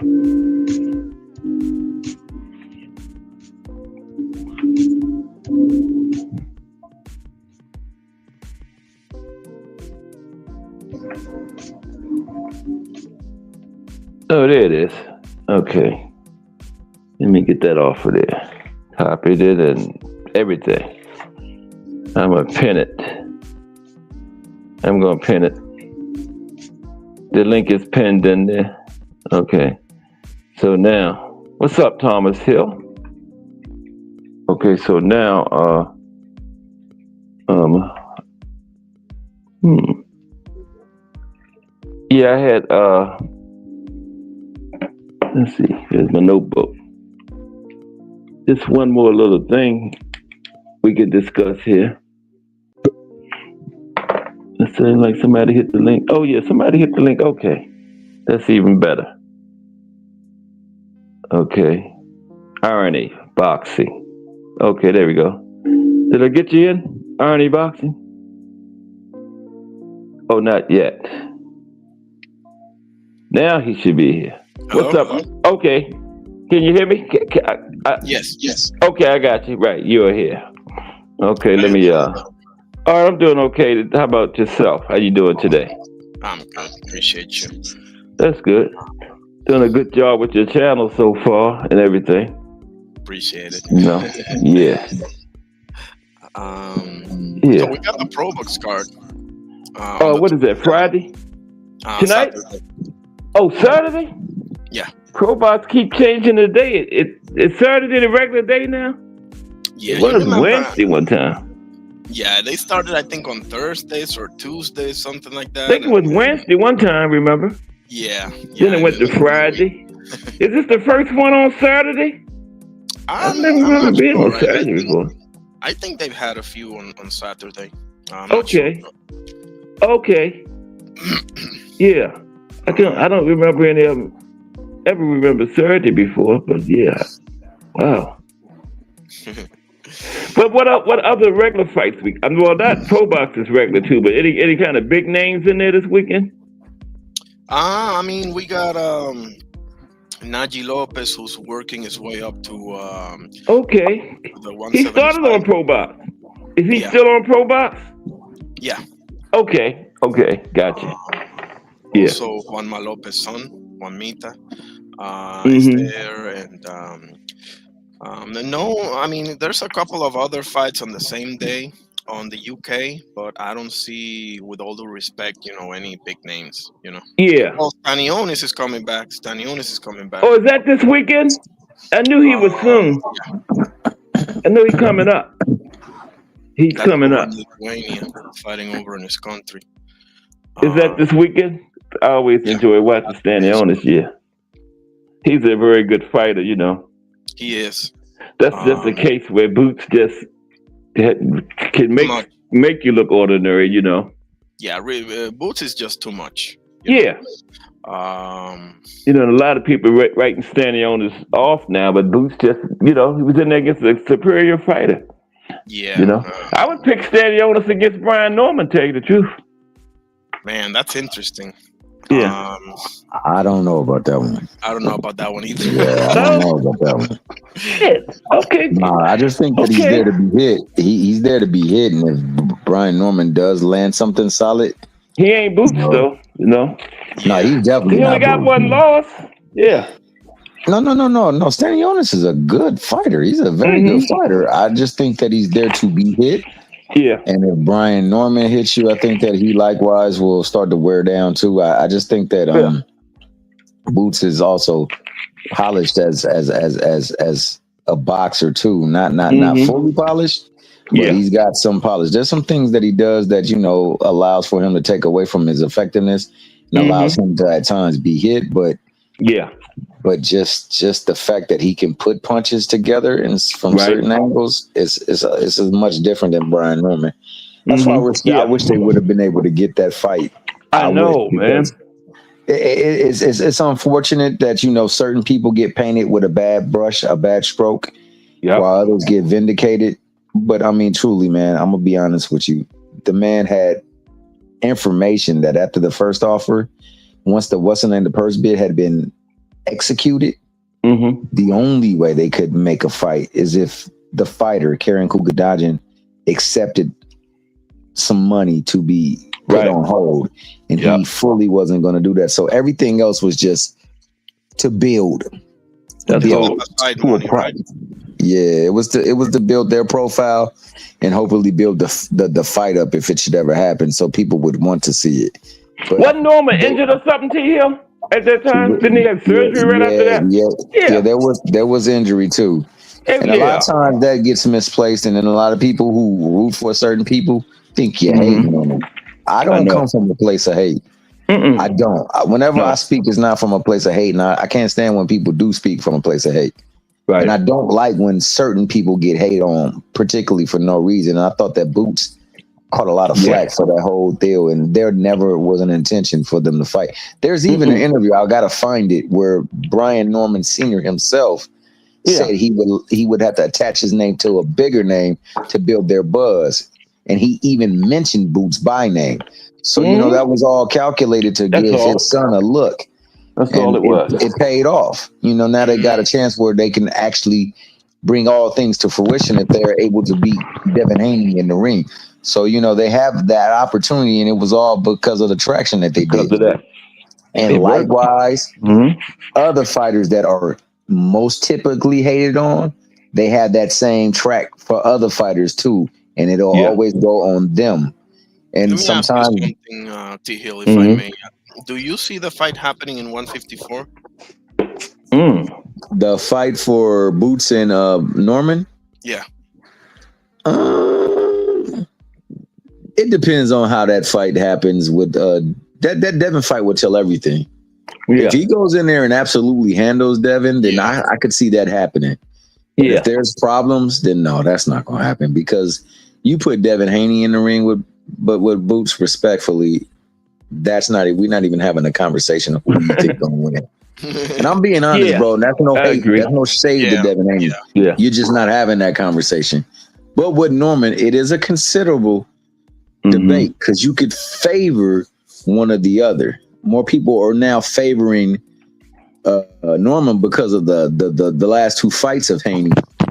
But you know, like I say, with Boots, there is no favor for Devin Haney. They don't believe Devin Haney belong in the ring with him. And I think it'll be a while before Norman get to 154, because he looked pretty comfortable at welterweight right now, you know.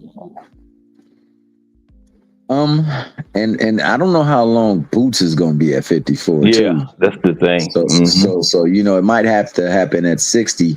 Yeah, but I hope if it does happen, I hope it does happen, whether it happens at 54 or 60. Yeah, because it's one of the fights where, you know, unfortunately narratives have been pushed around it, and narratives can be, I won't say cleared up, because they will. If they don't like you, they're never going to like you, and that's the thing about the society. You could do the greatest thing for them and they still won't like you. In case in point, we could take it to, like, there are people who invented stops lights and heart surgeries and things like that. And there's still a ton of people that don't like the people who invented them. I know. So that's just the way and I'm sorry, we got to draw context to it, but that's the way it is in life. There are people who do good for folks and they still get vindicated. I mean, not vindicated, venerated. Yeah. And you know, it's unfortunate. I said it, and I don't know if Define was there, but you had a fighter put on a masterpiece in the ring, and was well deserved of all the praise that he was getting. And some people use that moment to throw shade at Mayweather and to throw shade at Tank, and neither of them was in the ring. Neither of them was having fights. Neither of them was in the conversation yet, and still you take a moment to give somebody their flowers and say that you're not a hater, but then go and throw shade subliminally to other fighters. Crazy. Yeah, that's unfortunate. And you know, I gotta start evaluating that, man, because that's what we do on a regular basis.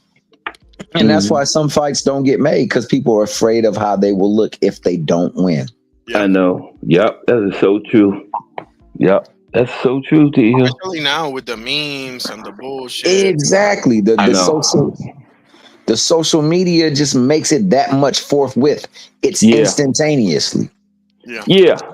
You don't even see the work that was done, bro. You see the look. Right. Like I said, that thing with Devin Haney and Ryan Garcia, man, regardless of if you hold to Osterine and Nandrolone or whatever the case may be, you've done a breakdown. So we saw what possibly can happen, play out in the ring. So Nandrolone and Osterine be damned. There was always that possibility. But the thing is, in the fight, those were spaces where that stuff took place. The other spaces were controlled by Devin Haney. Yeah. And he got up every single time he was knocked down. I mean, every single time. Because there were some that didn't get count. He still got up, bro. That right there. Go ahead. If that fight has only one knockdown, Devin wins the fight. Okay. I'm convinced of that. You know. Yeah, man. I mean, Devin fought admirably.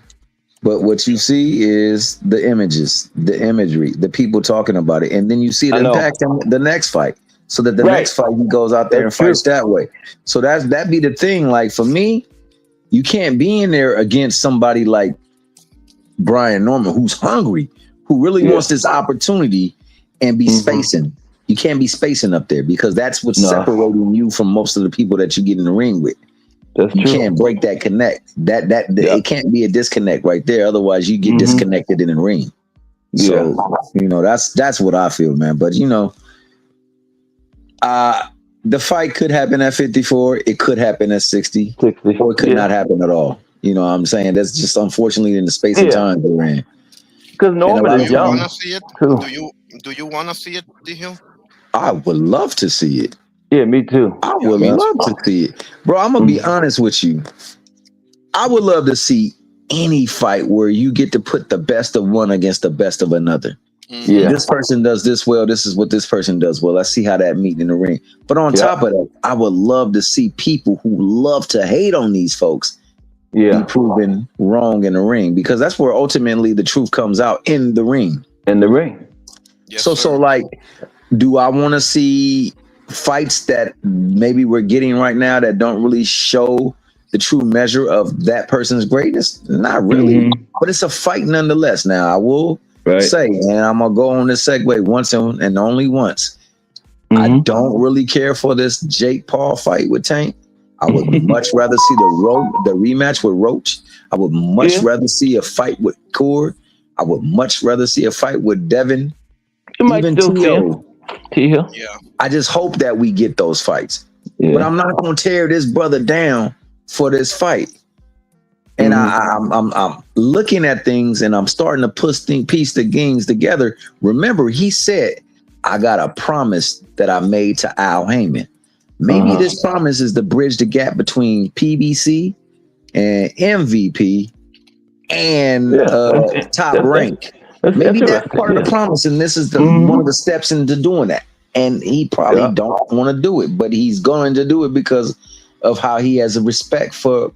I don't know that to be true, but it's starting to seem that way, especially with that first and second press conference where certain things were done and said. That's got me thinking like, yo, what's really going on here? But that being the case, bro, I'm not gonna hate on Tank. No, I'm not gonna go out of my way to justify him because I like Tank. Yeah, man, I'm gonna let this fight be what this fight is, and that's it. You know, the people that's hating on him was already hating on him before this fight even came up. Well, so, I was just on the show where we was talking about how he responded. You're absolutely right. He responded to questions. And one thing is, like, they said something was said that he shouldn't say it, and I was like, yeah, I agree. There are a lot of things that a lot of times in the moment people say that they probably shouldn't say, but the moment gets them to the point where inhibition is now let down. So he might say something that he probably wouldn't want to say. And then there's also that person that used to be there that was his PR person that's no longer there. So you don't have somebody like bridging the answers before he speaks. But on top of that, there are people who, no matter what he say, will take whatever they want from it and spin it any old type of way. And because he is one of those people, it will constantly happen no matter what he say. He could say the right thing and they'll find something wrong with it. And so then other people will run with it, Yeah, you're right. Yeah. So and on top of that, bro, like when it's all said and done, when you're always feeling like people are attacking you, you get defensive. That's right. You corner an animal, they gonna raise up. Yeah. That's a natural reflex, So how much different is it for us, bro? And that's all I feel. But I know I've been talking for a while. We got Define Irony, we got Ant McQueen, and we got Cash Sports. So let me be quiet. What's up, Ant? Nothing. I was just sitting here sipping this sparkling water, enjoying my guy T Hill's Yeah. How you doing, man? his take on things. Fantastic. How about yourself? I'm good, bro. Appreciate it. I see you out here in the YouTube streets officially. Yeah. Official. That boy Officially. official. hmm Put the The late stamp on night, it. man. Put the stamp on it. Yeah, T Hill, man, you're spot on. You're spot on. I think that's why it's important to have more defined ironies out there. People like my man Cash Sports, right? hmm Cash, I don't think you understand how important your content is. No, I appreciate Facts. it. No, I'm no, I'm, and I'm going to tell you why. Okay. I second that. I'm going to tell you why. It's imperative.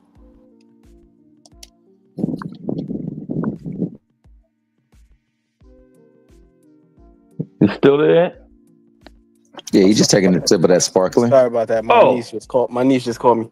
okay. But yeah, so it's imperative that we look at history, right? Because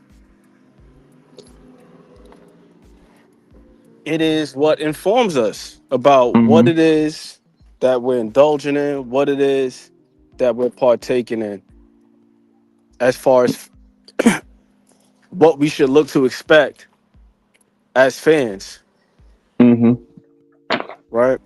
Yeah. So, with that being the case, it's very difficult to have these crazy expectations.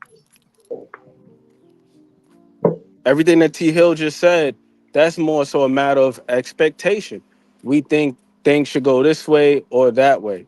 You know, we hmm were having a conversation yesterday over on Just Zeus channel. Shout out to the Voice, and the guy was saying, you know, he was comparing football to boxing and how he made a case that the best should be fighting the best. And I'm saying, how could that be the case when you've had situations of corruption?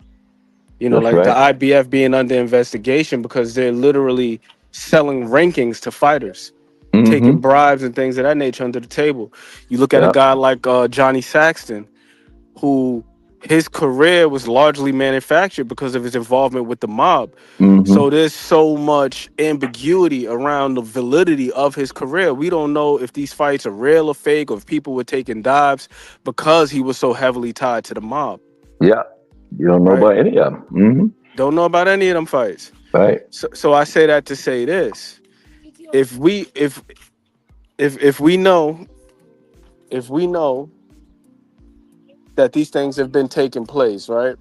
hmm We should only enjoy boxing for what it is, nothing more or less. That's Not right. from an idealistic viewpoint.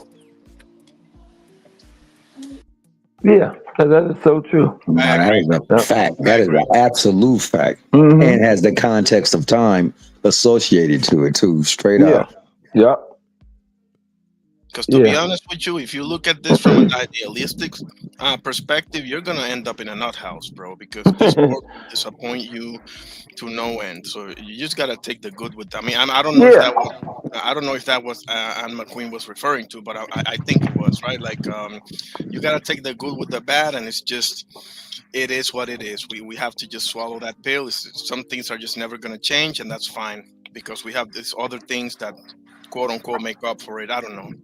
That's Yeah. just how I look at it. Yeah, he was Right. saying that. And also, nothing is new under the sun. Like what we're You took the seeing words now, out of my it's mouth, always been T. taking place. Took the Yep. words out of my mouth. Yep. There's nothing new. Yep. Yeah, and just got away with words, so he sums it up, and he got a calm disposition with his voice too. So hmm you engage. That's why that's my No, man. He the but value. bro, I was really thinking about it, and you know, this is the perfect platform to say everything that you said, T Hill, as far as expectations and not being hmm able to sway anybody. But a lot of that is informed by misinformation. And I'm not just talking about media propaganda, but just having this ill-informed idea of what boxing is. hmm Boxing is the furthest thing from pure. It is the furthest thing from a meritocracy. This is not like every other sport where you know you have a finite. amount of games or you have a finite amount of fights to fight within a season, That's right. where you going? And then at the end of it, this guy fights this guy. No. We Not see like that at all. situations where guys turn pro and by their second fight, they're in a title fight. Like Vasily Lomachenko. And then conversely, you got a guy like Julio Cesar Chavez who didn't get a title shot until his 41st fight. Right. Yep. You know what I mean? Yep. So it's like there is no linear path to contention. So with that being said, it's like, what are we really basing this thing on? Yeah. Definitely can't compare it to no other sport because it's like Because night and day. boxing is virtually is free enterprise, free market. If you have the right connections, if you have the resources, Yep. you can put yourself in position. You know, we always joke about the various sanctioning bodies and their relationships with promoters. Like people call the WBO what Bob orders, right? Yep. And Yep. if you look at Top Rank, Yeah. their fighters tend to don the WBO strap. We seen Xander Zayas beat a guy who wasn't in the top 10, and this is not an indictment on him, because if I'm Xander Zayas' team, you damn right I want my guy with a title on his waist, because that only it boosts his marketability and his commercial viability. That's right. You know what I'm saying? So I want my guy with the strap too. But what about the other guy that's in the top 10, top 15? He's not getting a shot. He's constantly getting looked over. Yesterday I mentioned Marquise Taylor. Marquise Taylor beat this gentleman. I can't remember what the guy's name was. But this dude recently was ranked 7th in the WBA, like newly minted ranking. Marquise Taylor beat him. Marquise Taylor's not even in the top 15. Wow. So how do you beat a guy? He moves up to number 7, but you don't get ranked at all. How does that work? Yeah. Just Politics. who you are. That's right. Politics. Yes, No define other irony. sport is like that. None. None. You play baseball. It's 162 games in a year. That's right. At the end of it, if your team qualifies, even if you Yep. get in by the skin of your teeth in a wild card spot, you get in Yep. based on the merit of your wins and your losses and where That's you right. stack up in the standings. Boxing is not like that. Not like It's that. just Not At all. only that. I mean, not At only that. all. Like, let's say if you hit the lotto tomorrow and you come up with $1 billion, I don't know how much it is. Just play along, right? You can't just say, "Oh, I'm gonna buy an NBA team." Now you gotta go through a lot of freaking steps to get Yeah. there. It's not yes, the proper but channels. right. And they got to approve you. You got to Right, be and approved by the other owners, you know? exactly. Like there's this whole process, and the same for the other 3-letter leagues, right? NFL, whatever you want to say. But in boxing, who's stopping you from, creating a promotional company and doing turkey No, stooking yep. or nothing? That's true. Nobody and nothing, to find irony. And I also believe that's part of the reason why boxing, to some degree, is suffered in quality. Folks talk about, the best not fighting the best and the matchmaking. But we could also say that there is a huge disparity in the quality of training based on what you just said. That's another factor. I could literally, with no qualification, no professional experience, walk into a gym, throw a towel over my shoulder, and be like, right now, I'm training my guy Thomas Hill. Yep. And you have to address me as a professional trainer. And who's going to stop me? Because the barrier of entry is so low. Nobody. And then you use the magic P word to find irony, politics. So if I can grease some palms, Yep. you know what I'm saying, got with the the money. universal lubricant, now we cooking with grease. We could make a guy look like a monster. We could take a guy who he may have some talent. Let's say he's got some decent punching power, but he's not developed. Throw him in there with a bunch of cans, pat his record, make him look like something. Hell, we can pay people under the table to take dives. How many questionable stoppages do we see per year? It happens on a regular basis. Too many. Yeah. And you're like, what? The guy is still clearly functioning, still cognizant of what's going on in the ring, but somehow, some way, the ref is just waving it off. Exactly. I got a few in my head just hovering around there that I'm never gonna forget. But yeah. Like Barroso, It's right at the top of the. I Oh mean, my you know. lord. Big hat. No, it's a big watch. Big watch, Barroso. How Yeah, do he you got how done do you dirty. dr- how do you drop a guy but you end up being the one who gets stopped? I Exactly. don't understand that. Exactly. Okay. You don't touch the canvas, but you got the other guy on Queer Street. Yet you're the one who gets stopped by the ref. Mm-hmm. That was funny. I mean, in a bad way, obviously, but Tony Week strikes again. You know.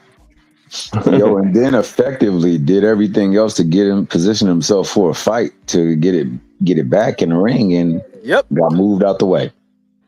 They just quietly moved him out the way. Yes, they did. Unbelievable, man. Unbelievable. Talk Then about threw him into Barroso. hostile territory to try to finish the job. They took him all Oh the way out yeah. to Japan. Oh yeah, that was terrible the way they Short did him, notice. man. Yeah. Phew. But I mean, we don't even. remember, um, what's my guy's name? The one that he knocked out. He was supposed to be Golden Boy's latest Golden Goose, O'Hara Davies. Yeah, He was Davis. Oh ranked yeah. very highly in the WBA. If I'm not mistaken, he was like 1 or 2 or something like that. Yeah, So I believe he to was T too. Hill's point, Barroso fought himself back into position, knocked that guy out, and then didn't get in anything for his troubles. Nothing. He didn't get Yeah. anything for his troubles. I mean, Sent to him be to fair, Japan. to be Yeah, like fair, T.O. said, send him to Japan against a killer. But to the guy to had like a 90-something knockout ratio, didn't he? The Japanese guy fought, he was up there. Yeah, I believe it's Andy Hiroka. Andy's about to Yeah. fight Gary Mm-hmm. Antoine. Russell, yeah. Okay. But to be fair, the guy that stopped O'Hara Davis, at least at the start, was Josh Taylor. But yeah, I do agree with you, man. That was Barroso who stopped O'Hara Davies. No, I'm saying the Mm-hmm. first one to stop him was Oh, the first one to Josh stop him. Taylor. Yeah, yeah, yeah. Oh yeah, you're absolutely right. Yeah. No, for Yeah. sure. But O'Hara Davies, he was newly minted over at Golden Boy. They were making a big deal Yeah. about his signing. He was Mm-hmm. supposed to be one of their flagship guys. Yeah. He was very high in the WBA. If I'm not mistaken, he was ranked like first or something like that.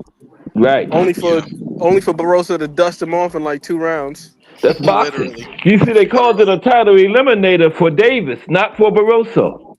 You Yep. see, that's Yeah. boxing. Hmm. Now, if Davis had a won, he might have got a title shot. You know. But isn't it weird how we? I mean, it's not weird because I know this game, but you see the same pattern with guys that are especially that are guys that don't have like a huge fan base or a huge backing, Hmm. or they're not necessarily from a boxing country, quote unquote, like Yeah. like Sandor Martin or Karen Chukatsian. Like, ain't nobody in any rush to give any of those two a title shot, and for good Hmm. reason. And we're saying the same with Mr. Barroso. I think he's from either Venezuela or Colombia. It's not the same as being from Mexico, Puerto Rico, or even Argentina. Yeah. Unfortunately. So it's just a thing that I keep noticing in boxing, and it's going to continue to happen. And it's unfortunate, man. Yeah. It's Nothing new unfortunate. though. I hate it. Like Ed was saying, it's not new. Nothing new. Yes, You know. absolutely. And that Hmm. was the point that I was making about your channel, man, and why Yeah. it's important for us as fans to tune into content like yours, read Hmm. books, and so on and so forth. There's this other channel that's fantastic, man. Boxing Outside the Ropes, where they Hmm. have a collection of all of the old HBO broadcasts, but it's not the Yeah. fight. It's only the pre-fight and post-fight segments Oh, okay. where they talk about the interviews and what the landscape was like at the time. Because Yeah. oftentimes we talk about these fighters, their resumes, their accomplishments, but we remove them from the context. Like Hmm. what was going on at the time, who Yeah. was ranked where, and so on and so forth. So Yeah. That's we important. forget that, there's a lot of guys who didn't get shots, guys who got looked Hmm. over, guys who didn't get fair shakes. And we think that this is something that's happening all of a sudden. This is not Mm-mm. this modern issue or this No. this this quandary that we find ourselves in, Yeah. where it's not Yes. exclusive to us. It's not unique. Like No. these things have been going on. It's a These things have boxing been issue. going on Yeah. Not a modern issue. Mm-mm. You make the at all. exact same point, and I love it because in one of these panels, or maybe it was in the Casuals Corner, I don't remember, but you made an amazing point about what was it, like people avoiding each other or something like that. I know the topic Hmm. came on, and you went all the way back to the Floyd Patterson days, and even all the way Yeah. back to the Jack Dempsey days, and just Hmm. goes to show you how to your bigger point of, it's nothing new, because people look at, Canelo with Benavides or whatever case you wanna come, and they think that this is, for whatever reason, right? They don't do their homework or whatever. Yeah. They think that this is something that's, how do you say, not new, but like, oh, what's the word I'm looking for? Like this hasn't happened. I'm not. I'm sorry, I got stuck. No, exactly what you said. It's not Yeah. unique to us. It's not Exactly. unique to this Right. era. Like this has been happening perennially. Like it goes on and on and on and on. Like, reading Yeah. Jack Dempsey's book, Championship Fighting, which was published in 1950, he talked about there was somewhat of an arms race amongst promoters to find the next spectacle. Mm-hmm. It wasn't about the purity of the sport. It wasn't about the sanctity of the sport or competition, legacy, any of those things. Once 1921 happened, George Carpenter versus Jack Dempsey, and they had that first $1 million gate, Yeah. all of the promoters were trying to replicate that success. Yeah. All of them. We think that all of a sudden, 2025, promoters are now injected with this newfound greed. Mm-mm. And I wouldn't even say it's greed. I would say it's smart business. That's what Yeah. it is. Yeah. That's what this is. Ultimately, you're selling products. Yeah. You got two They figured products. if Whatever. Texas Hard did it, why can't I do it? Way back then in 21. Way back That's then. what the other promoter said. Yeah. Whatever business you're in, period, you're in business to make money, not to lose. You're either making That's money or true. losing money. That's it. At the end of the day. So you want to be on the making money side. Trust me. Yeah, that's what Uh, it boiled down to. I want to In the ask end, you're right. something. I want to ask you guys something, because I'm working my way up to like the top 100. It's gonna be in the end like 200, maybe even more than that. Yeah, I've Like, been following along with that. That's yeah, been pretty good too. Yeah. I appreciate it. Like must see boxing Mm-hmm. fights, and I wanted to see recommendation from my brother T Hill and my brother and McQueen. T Hill, I want a recommendation for your boy Mark Too Sharp Johnson. I know you love that guy. Give me a must see fight from him, and Ann McQueen must see fight from any doesn't matter. So I can put in my list. You mean somebody he should have fought, or somebody No, he like a fought? must see, like a Oh, must see. somebody he fought. Okay, I see. Yeah. Yeah. Mm. When you guys can. But yeah, I would love your recommendations. Just any must see boxing One fight. fight that I always go back to in terms of just technicality, specifically with footwork, is Orlando Canizales versus Billy Hardy too. Like I always go back to that fight and watch just for the footwork alone. Because this is the other thing that we hear too. I just saw Blair the Flair. Shout out to Blair Cobbs, but I saw a clip on social media where he talked about the previous eras and how much boxing has evolved. And I have to disagree with him. From this standpoint, anything that you can possibly think of or even conceive, boxing related, just skill, technique wise, it's already been done over Yeah. 50, 60, 70 years ago. Anything. Yep. Mm-hmm. Anything you can think of. Anything you can think of. Like, for example, you ask some people, angles, they began with Vasily Lomachenko.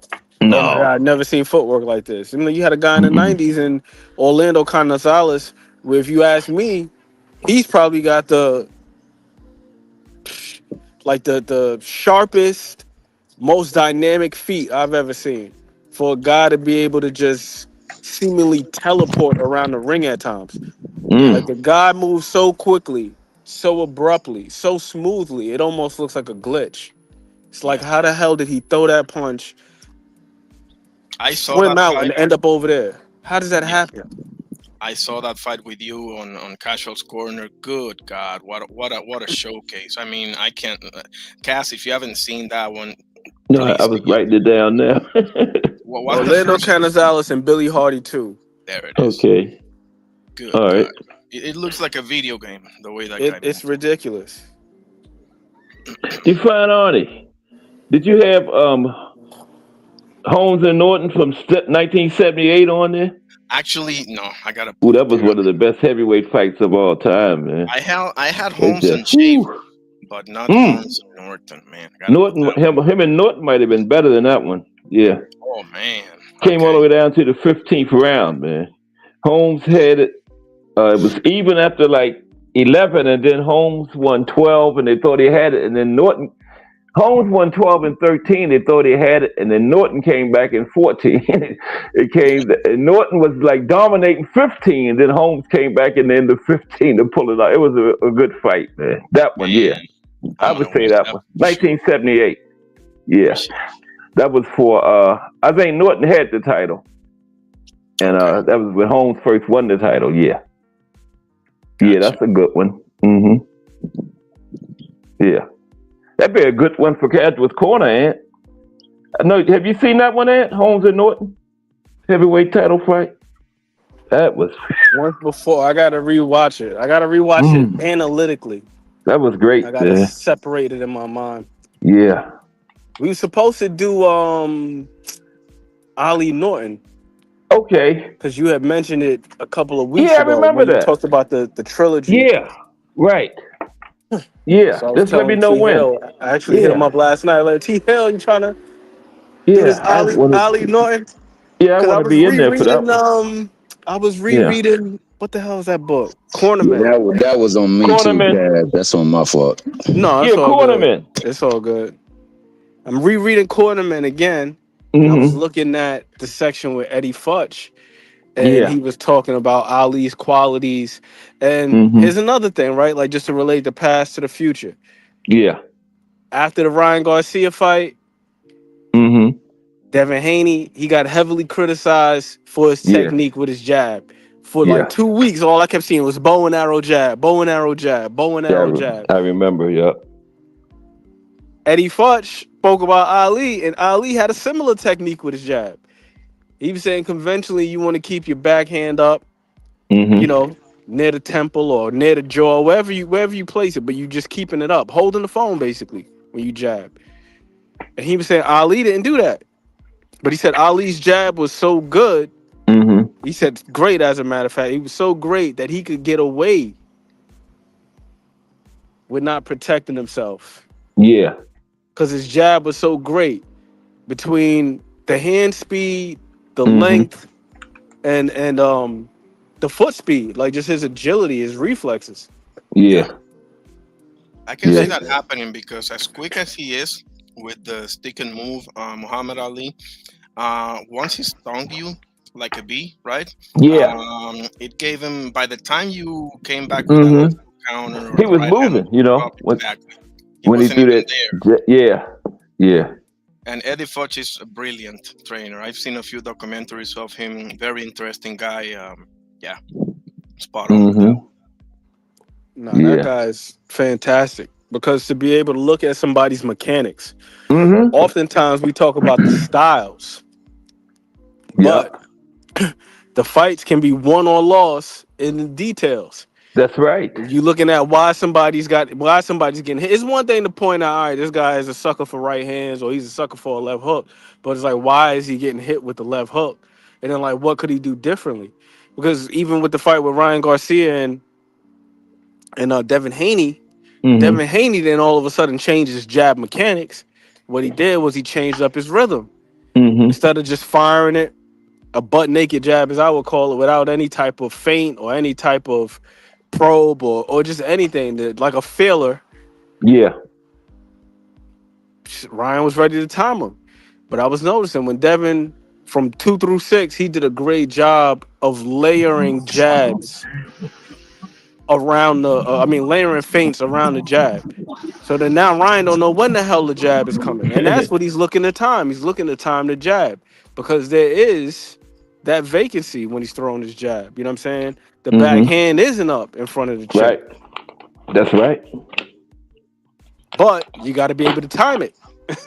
You got to be Yeah. able to time it. And Gotta that was be the able to time adjustment it. from Devin. It was just like, all right, let me hit him with a couple feints first and then keep him on edge. Mm-hmm. feint him, nothing comes, feint him, nothing comes. Boom. Now we hit him with the jab. Now he's not prepared to time it.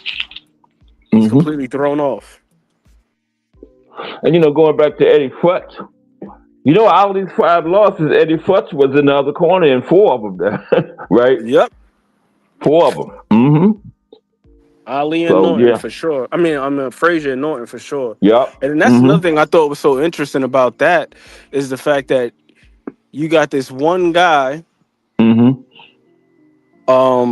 you're able to take 2 different fighters with 2 totally different styles, different dimensions, different strengths and weaknesses, and able to conjure up a plan for both of those guys. Yep, to beat him.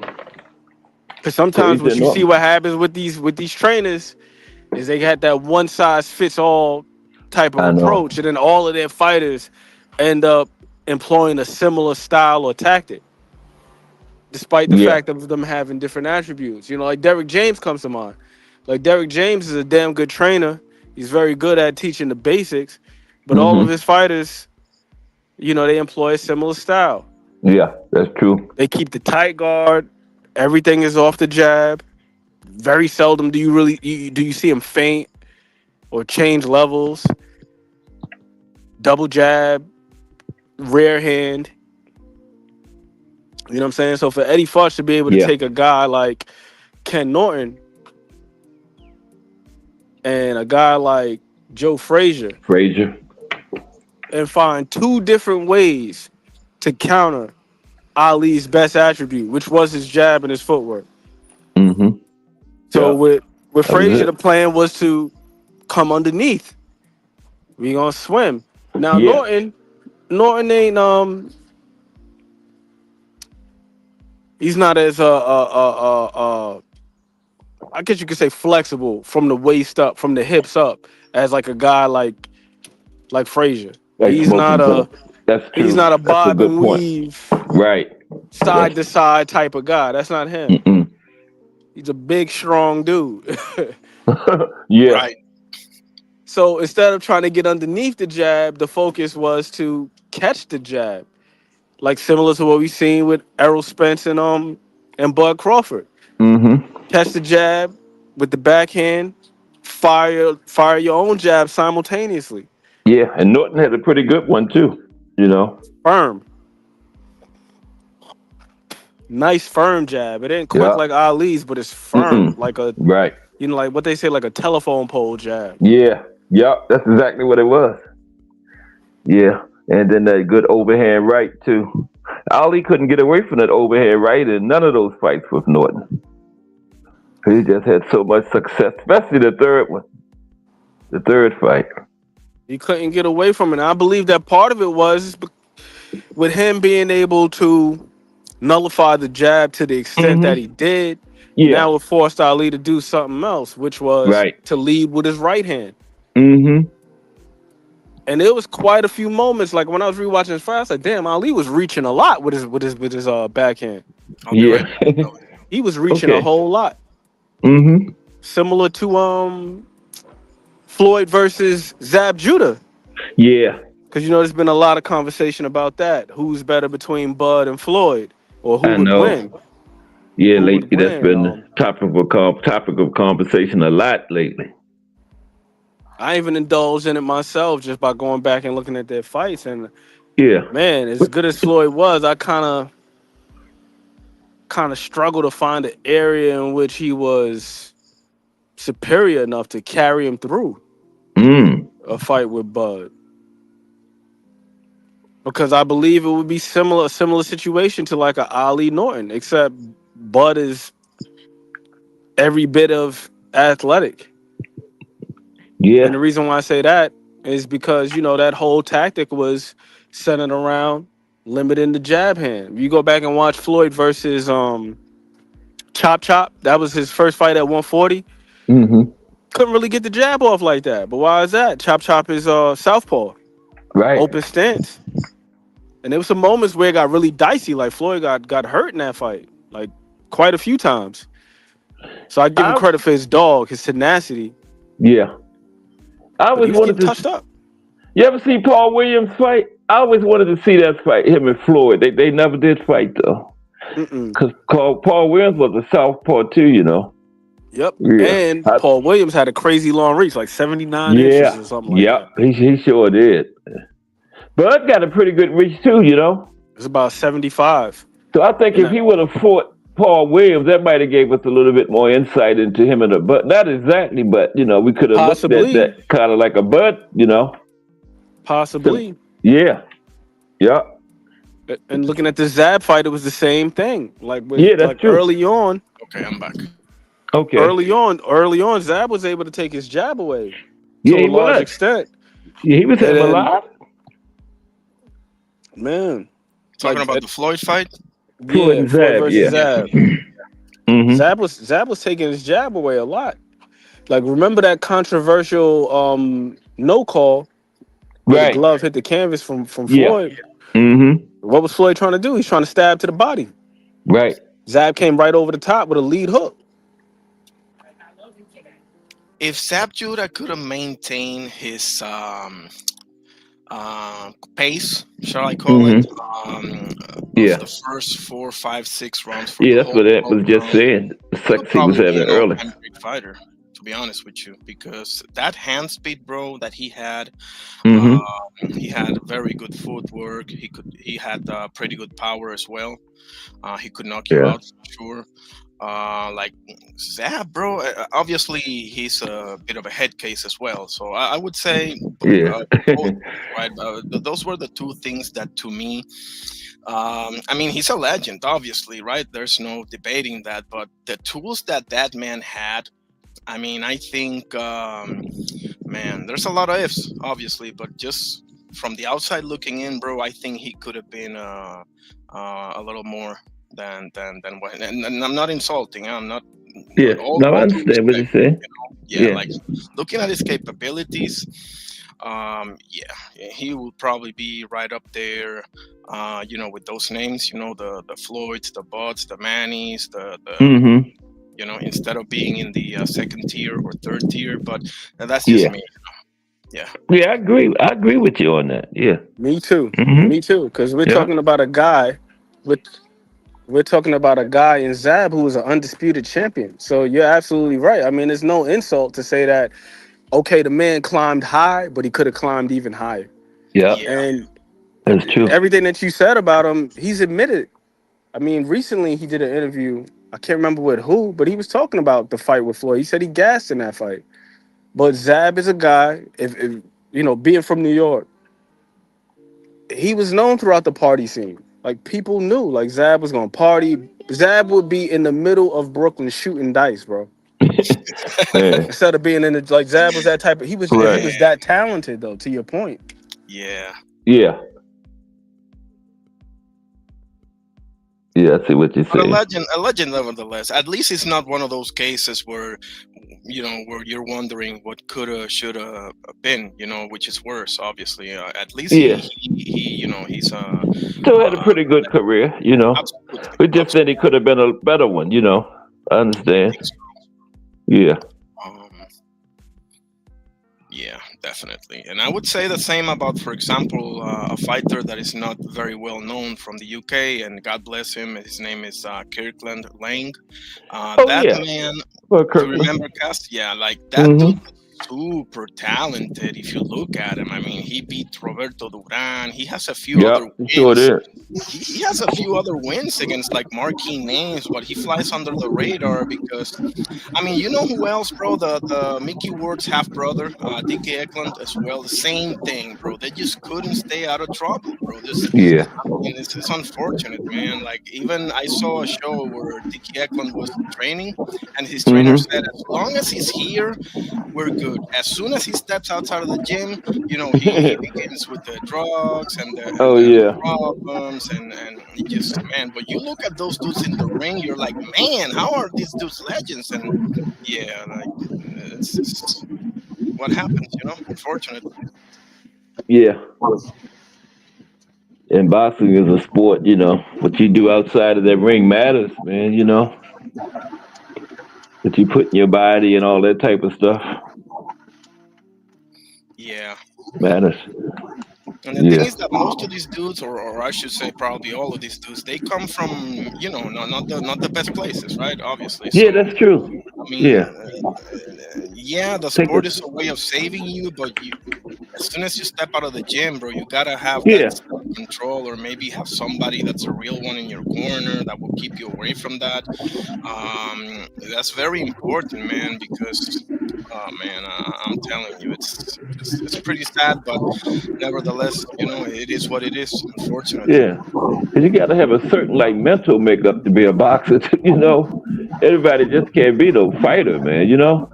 No You gotta doubt. be tough, to go in there and take that punishment. Just getting ready for a fight, the training and all that. That's a lot, you know? I'm gonna tell you the truth, bro. I think you gotta be damn near batshit crazy to do this for a living, bro. And I mean this in all, in all respect, bro. Because I mean, think about it. You're getting up at whatever in the morning to run, and then you're Hmm. you're going through the whole boxing training, and you're getting punched for a living. Basically, I mean, I don't want to Yeah. sound like an idiot, right? But that's basically, Discipline. what's yeah. The hurt game. The discipline that you gotta employ That's right. That's the is word, level T Hill. levels. Discipline. Yup. That's the exact word, discipline. T Hill. Hmm. And there's many others. That's just off the top of my head. Yeah. um, Guys that you look at, and you're like, damn, well, how come this guy's not talked about like this other guy is, or vice versa, and But that always often talks about opportunity too, man. Sometimes it Yeah. just be the who you're with and the opportunities that exactly. are That's presented to you. right. That It'd be part. the difference. It'd be the single greatest difference between somebody being a star and somebody being someone who is quote unquote looked at as a journeyman or a gatekeeper, bro. And it's sad that it's the case, but it is Yeah. often the case. You know You another got great, people. example, Bubu Andrade, Demetrius Bubu Andrade. That's another Yeah. example of the guy that Yeah, had that's true. all. I mean, talk about having all of the tools to be a Yeah. legend, bro, with capital letters, Hmm. and just mismanagement. And the other day he was at the Boxing Boys, and I didn't even realize he's been out for damn near 2 years. And I'm like, what are we doing, bro? I mean, like, Yeah. man, Benavidez, wasn't that his last one? Benavidez, exactly. right? And Yeah. Benavides fought how many times since then? Like, Wow, I lost track. They had Morel, what was Bostic, it, Ukrainian guy? yeah, Um, Bostic, Morel, yeah, and didn't he fight another time? Morel, I nevertheless, it's believe two he had times. at least 3 times. I think he fought about three. He's about I to don't fight in a know. month and a half again, Yeah, Exactly, and exactly. still no yup, Demetrius sure is. Andrew. So, That's a great card there. And still, Bubu doesn't have, that I know of, at least anything lined up or anything next. Even I Ness, know. this guy Ness from the Boxing Boy was pressing him on it, bro. Like, you've been, I don't remember, 600 and whatever days. It was in November of 23, the Benavides fight, so it's damn near. Well, How at old is the he? In his thirties uh, now. 36. 36. 36. Okay. Wow. We. I mean, He's getting do up there one last too. run, bro. I think he's got for one last run, but that's just me. Yeah. I mean, Yeah. he I just had think his so. first loss. It's not like he lost for the fifth time or anything. He just had his first That's his loss. first loss. Yeah. But if you don't fight nobody, bro, like, it's not gonna happen. Like, no way you're gonna get a fight with a Pacheco or a Billy that are like, neck and neck in the rankings. So you gotta get a fight with somebody and work your way up, bro. Forget. I mean, I don't know, Yeah. man. It sucks. He just got to get back in there. That's the start. Well, Like you said, get it. that's the sad reality of boxing. That's it. As we were saying before, this is free enterprise, free market. There's nothing established across the line. This is not like Nothing. any other sport where they have minimums. Like, there's like, hey, this is the vet minimum. Like, no. Hmm. You get fights that are in alignment with your market value, or how the market sees you. Hmm. Nobody cares about how good you are. Nobody cares about how talented you are. Nobody cares about how much promise you showed in the amateurs. Yeah, And I think that could be a harsh pill to swallow. That these guys like Boo Boo, because we were hearing about Boo Boo before we actually seen him. no Because doubt. Hmm. all of his contemporaries were talking about him. They were waxing poetic about him. Yo, you got to see this dude Boo Boo. He's fantastic. He's phenomenal. He's this. He's that. Whoopty whoop whoop. and we see him like, okay, he's good, but then he's fighting Scott Quigley, and he's like, yeah, he's good, but then he's fighting like Walter Caltengagua, and it's like he's good, then he's like fighting Damon Nicholson. It's like, when the hell is he gonna fight somebody? And then you hear even Vanes Matirosian. How long ago was that? That's probably your best that was win. a How minute long ago. ago was that, bro? Like, come on, man. Like Willie Nelson or somebody like that too. But yeah, it's sad, but in this business, it's not about how good you are or how bad you are. Like are you connected to the people who are constantly making moves? That's it. Who got favors they can call in? Hey, remember that that bone I threw you back in such such? Because I guarantee there's a whole lot of that going on underneath the table. A whole lot of quid pro quo. For sure. I mean, one of the most famous instances of it is Jake LaMotta finally getting his title shot. Yep. Remember, he had to take a dive versus Billy Fox. And he held off for a long time, but he just said, "Oh well, hell with it. That's the only way I'm going to get it." Finally went through, and then he was depressed as hell after he became champion. Yep, and he got his shot. So but he didn't like the way he got it. Yeah. He had to do a favor for a favor. That's right. And, sometimes you gotta take one step back in order to take 2 steps forward. Yeah. And a guy like Boo Boo, I think that just like as good as he is, as competitive as he was in the amateurs, because he fought damn near everybody in the amateurs. Like anybody you can think of who's a star, Boo Boo's probably fought him in the amateurs. Fought him. Yep. From like Sean Porter to Keith Thurman to probably like Lamont Peterson, this one, that one. Like this dude was fighting everybody in the amateurs, and people were raving about him. He was the closest thing to a blue chip prospect at that time, and he's become a champion, but he just hasn't fought the marquee names that would validate him from a notoriety standpoint. Yeah. And then sometimes you got to just be cool with that, right? Like hell, I'm making some decent money. I'm doing this. I couldn't be doing anything else. But I also can understand how it could be difficult when you see another guy, like a Rolly Romero, just getting gift after gift. But then you got to look at who he's connected to. Yeah. Rolly's the only guy that could damn near get knocked out, still win that fight, become a champion, then eventually actually get knocked out to be in a title fight the next fight. Like Rolly hadn't fought at 147, but then the next thing you know, his first fight at 147 is a championship fight with the WBA. Title fight. Yep. Like, and you got Chakram Giasov sitting up there with the #1 spot for how long now? Taking step aside money. Step aside after step aside. Yeah, like it's bad, bro. And like we saying, poor Barroso won a title eliminated, still didn't get the title shot. Oh man, that gets me on my nerves so badly, bro. And I wasn't gonna say anything. And he fought Rolly, remember? Yeah, no doubt. And he beat Rolly. But I wasn't gonna say too much because I do like me some Rolly Romero. I love his personality and his entertainment and everything. But it is the truth. Yeah. Exactly. Me too. Like we can but it's not an indictment on him, though. Right. He and his team are doing exactly what they should be doing, which is just taking advantage of the system. That's right. Yes, take advantage of your advantages because boxing is a game that will take advantage of you. Like what I'm saying? Right. Like, how many fighters have we seen come and go? You know what I mean? Pritchard Cologne type situations. Oh, for God's sakes! Yeah. It's nasty. It's nasty. And then they'll do a 10 count. We want to say, we want to have a moment of silence for whatever fight. Patrick Day, God bless his soul, or Maxim Dadashev, have a moment of silence, and then they proceed on with the show. Yeah. Yeah. Like somebody didn't lose their lives. The show must go on. Yeah. You took the words out of my mouth. 10 seconds, and then you guys get in there and knock yourselves upside each other's heads. Yep. Like Define said, the show must go on. Yeah. One person's not going to stop it. Man. But that's boxing. and then I see Haggers and Hearn for the millionth time, B3. and then I What's forget happening? about all of that, so to speak. But man, do you? Let me ask you guys something. You think Sanders' next fight is gonna be Oh Santillán or shit! Barao? I thought What do somebody you guys came think? up.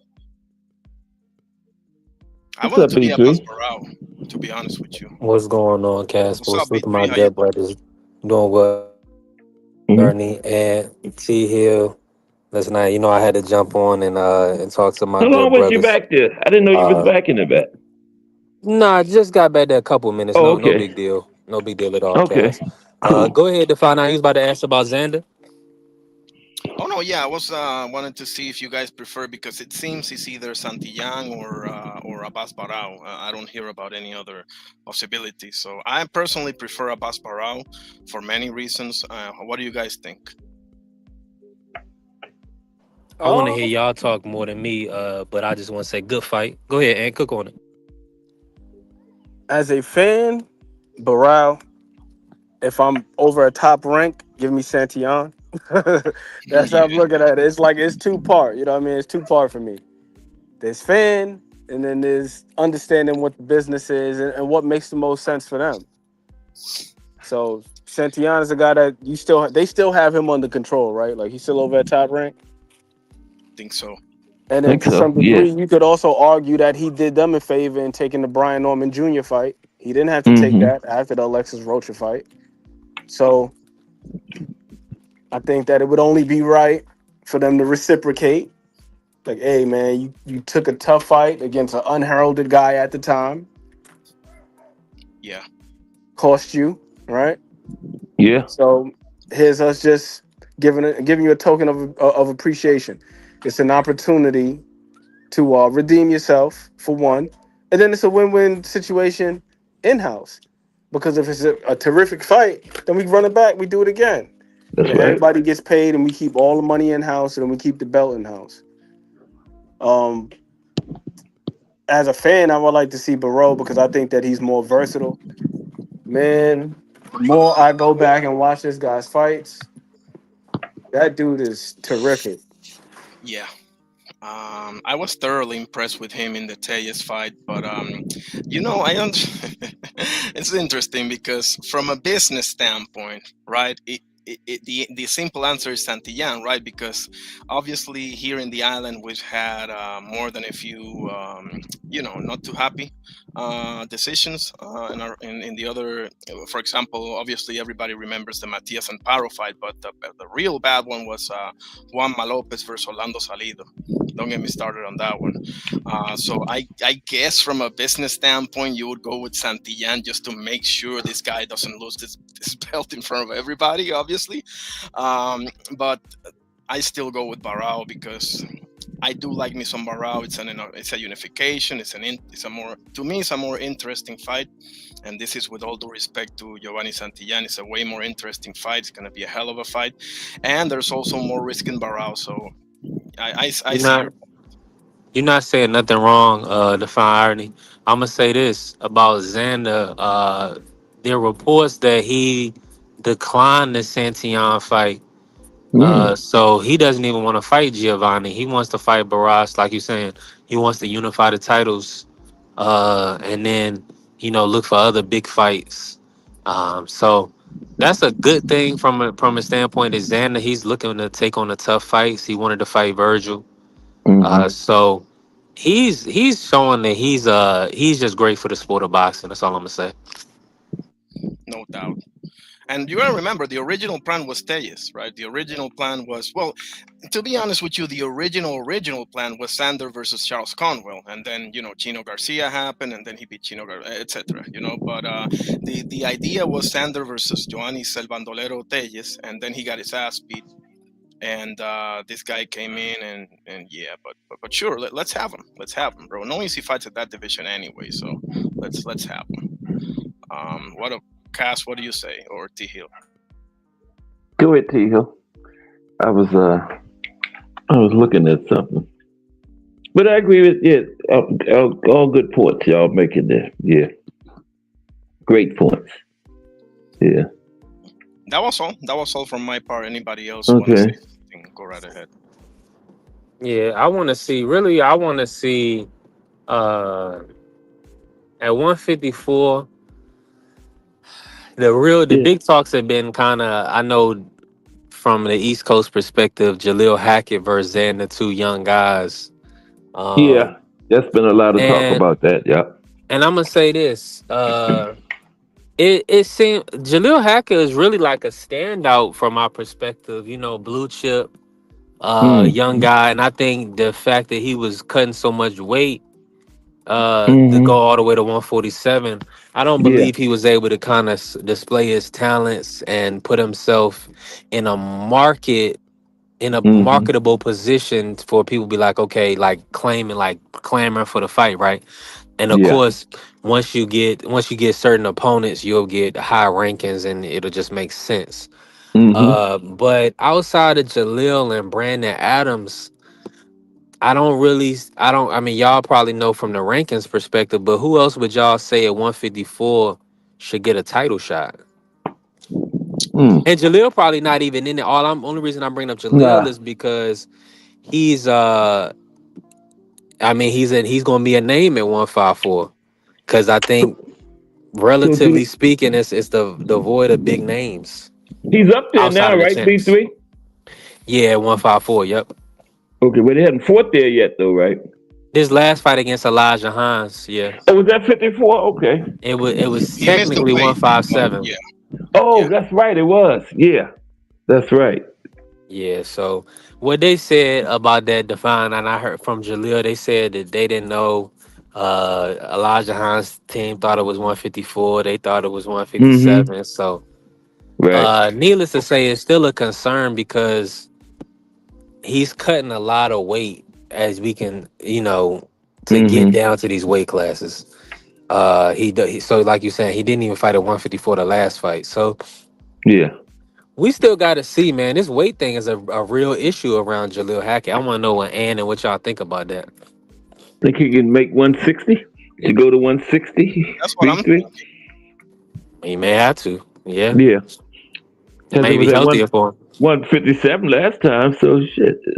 It's only 3 pounds. That ain't that much. 160 is not the Yeah, toughest division to that's begin with. true. You got Not too much about 160 like no more since Jamal left and Boo Boo moved up. Remember, the Yep. guy that 160 I'm was very hot hot. then. Yeah, The no, that's closest true. thing to Marquee at 160 is like Janabek and Carlos Adamas. That's about it. Yeah, that's it. You have I Yeah, would say Shiraz, Joanne. but he moved up, and that's then it. I don't really know how people are feeling about Elmo Williams nowadays. He's kind of Yeah. tepid right now, a little Mm, lukewarm. Yeah. Joanne Lee Feliciano Hernandez is an unbelievable. I mean, the sky is the limit for that guy. Joanne Lee Feliciano. I got him a close second behind Osleis Iglesias as far as like top yeah. Cuban prospect. Lara. Uh, What I about got him ahead of Earthland? I got him ahead of Iglesias, man. okay, okay, those are Right. interchange. Basically, it's between one and the other, unless I'm forgetting. Doesn't Lara still have a belt? Yeah, he No, Right? still got the he's belt. talking about like young fighters though from Cuba. Okay. Yeah, Yeah. Lyra still Nah, does but have a belt now though. he talking about Okay. Yo Nelly fighting Laura, but I don't think Yo Nelly said he didn't want to fight Hernandez? Laura. No, no, Yeah. no, no. Yeah, They don't he's fight each other. I don't see. They see him as their OG. Basically, Yeah. it's not gonna happen. No. Yeah, Hernandez supposed to be That's the what I'm next saying. It's big enough thing. other people to fight. But if that's a thing, then brothers. I mean, we can't say anything about brothers or guys that grew up with other guys that have relationship fighting. You know Yeah. what I'm That's saying? true. If we gonna Yeah. pick and choose, because Yeah. the UK public, they get on us all the time because they're fighters. They say they have domestic dust ups, right? And in Right. the US, we don't have them. You know what I'm saying? All our fighters want to get a big payday, so they gonna wait until the last minute to fight their homeboy. You know. Yeah. I mean, And I guess. no, Go let me ahead. say this go back to what Ant was talking about in the beginning, has stuff that it's this been going on all the time. Look at Joe Frazier and Ken Norton. They pulled the friendship card way back in the 70s. Yeah. So all this stuff with people boxing is it's the same. But Nothing all I'm gonna changed say is this, anymore. Cass. It's You're right. always been It's the like this. same, and I want Define Iron to Yeah. get in. But all I'm gonna say is this: is that their Nothing new. perspective That's all. is just like Yo Nelly's perspective is. There's other Hmm. champions, there are other opponents. I don't have to Right. beat Yeah. up. I don't have Yeah, I to fight a understand that. guy that I idolized or that I grew Yeah. up, I understand admiring. that. Yeah.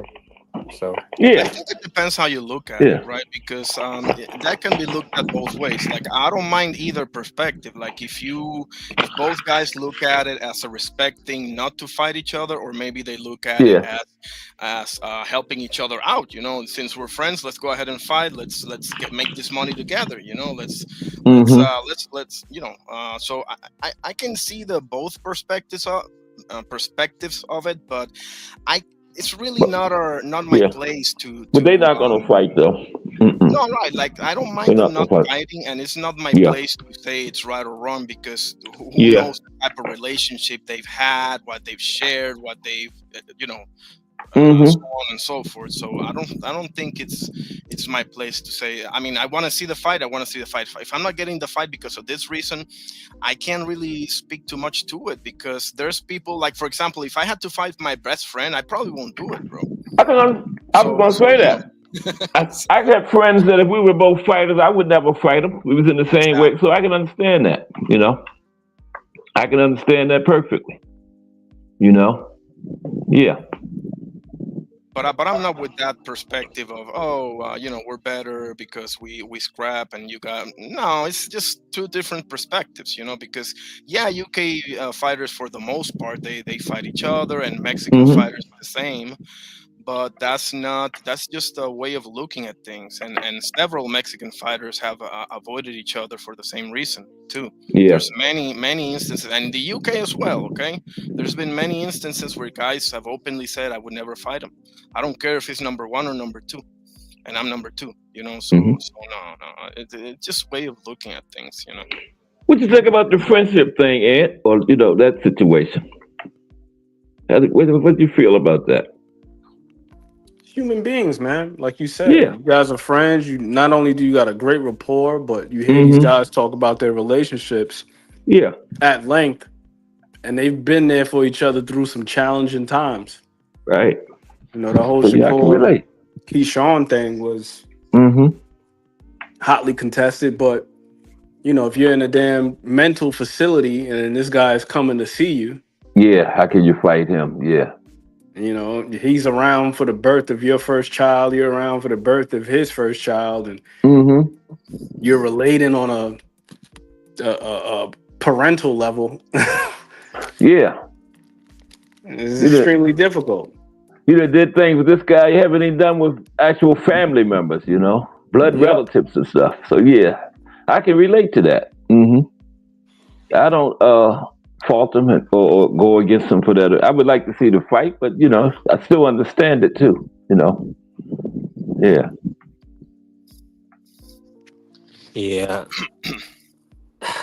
Let me ask, did y'all get a chance to talk about the undercard, Antoine Russell and Andy Hidioka? I Yeah. don't. What do you No, have you seen Andy Hidioka yet, Cass? he that one time when he fought Barroso, that was the only time. Yeah. I think he's topped him like the seventh round or something. He got a pretty good Yeah. knockout ratio, so that should be somebody. It might not go the distance. Him and Gary Antoine, you I don't know, think so Yeah. either. He can because they box both though. they both punching too, though. So I don't know. It should be a good fight though, for as long And as it lasts. Hidioka can box a little bit. I think he kind of rangy. Uh, I still think Hmm. Antoine is the cream of the crop at Yeah, 140, 140. but I'm gonna be honest. This young kid gonna give him a little Yeah, trouble I'm if he looking can forward if to he can that one. handle his Yeah. power. Hmm. And will not get hit with too many clean shots. Keep his defense sharp, Yeah. but if he can stand in there with him, I think it's gonna be a Yeah. great fight. What y'all I think think he about that? can. Have y'all? I know, and I know I y'all think he probably can seen him stand in there before. with him. B3. Yeah, I think. I'm looking forward to that I'm one. hoping so because I'm not trying to watch Yeah. a whole bunch of people running from Antoine for the next. You know what I'm saying? Few fights. That's Yeah. gonna be kind of boring because Yeah. he had to chase. Now we know Puello style, and I just Hmm. feel like that's like. I mean, okay, a lot of guys didn't fight Sabril on PBC, so they couldn't. Hmm. Everybody couldn't duck Puello as well. The two different styles, but two of the elite boxers at 140. Hmm. So But these guys, I mean, Antoine is pushing these guys back, man. He's putting these guys on the back foot, irregardless of style. So that's why I just want to see him get some more stiffer competition guys that's not going to just not going to be on the back foot majority of the fight, because he beat Rayo up bad. Yeah. Let me I was ask you kind of something real quick, if I may. Who do you yeah. think will give Russell the toughest fight? Say it again, Define on it. Who do you think will give Russell the toughest fight? This is going to be a pretty good one right here. The Japanese guy. Nah, this gonna be a great fight. I'm gonna be honest with you. People don't think so. I But do. more than likely, it's gonna be Teofimo. Teofimo? Yeah. Okay. And the reason why I say that is styles make fights. Teo likes pressure fighters, guys, that he Come can, to him. Yeah, come to he him, does. that he can kind of Yeah. counter and Interesting. use his athleticism, and you know what I'm saying, showboat a little bit when he can. So I mean, I'm gonna be honest. I think Gary will catch up to him, but I think some of these other guys are tailor made. Like I think Sabril is going to be right there in front of him, Yeah, I was and going to he's ask you tailor about made him for next. Antoine. Yeah. So I don't really. I mean, I know Sabril is a strong, tough man, and it's going to be Will versus Will. Yeah. But I'm talking about somebody that's going to be hard for Gary to hit, flush, to Right. try to pin him down. Now, have we seen T.O., in tough fights and get, knocked aside his head? Yeah. I mean, we've seen that. We've seen that with a lot of people. You know what I'm saying? Yeah. Because I'm thinking Richardson Hitchens, right? I'm thinking maybe Richardson. I Chickens? mean, I love what you just said about Tio. I think it might be Teofimo now that I think of it. But I was thinking Richardson Hitchens, yeah, because he is used to fighting pressure fighters, right? Teofimo, I guess you can say, I mean, who Chickens? flag it, but Teofimo, I think, is more used to fighting guys like Richardson Hitchens as opposed to Russell. I mean, Josh Taylor, I get it. He's fought some pressure guys, but Hitchens has fought, Lemos and 24-0. Otto 19 knockouts. yeah. I mean, I don't know. You could. I think you're right. I mean, yeah. I don't think I'm right. I think you're right. Yeah, it might be Teofimo just because of his style. But Hitchens' fight, I think, is interesting too. To be honest. Yeah, because Teofimo has so many bad performances. Get ahead, my bad. But go ahead, y'all. But I just want to say, just because he got so many like questionable performances, it's unfortunate that he's not viewed in high regard. Because I think he has tremendous athletic gifts, right? It's just that, and he gives good fights because, like you say, he can't be as slick as certain fighters. Like a Shakur. It's like you say, like a Hitchens. Now I think with Paro started getting touched with that jab, and then Richardson was hitting him with that right hand, so he was able to kind of keep Paro at bay. Now Lemos gave Hitchens a tough time. He had him a little drunk in that He fight. had me worried. So yeah, so that's what I'm saying. I just feel like Tio really hasn't like shown me like I gotta really see somebody hurt Tio. You know what I'm saying? Because he really just shows the ability to hit and not get hit when he wants, right?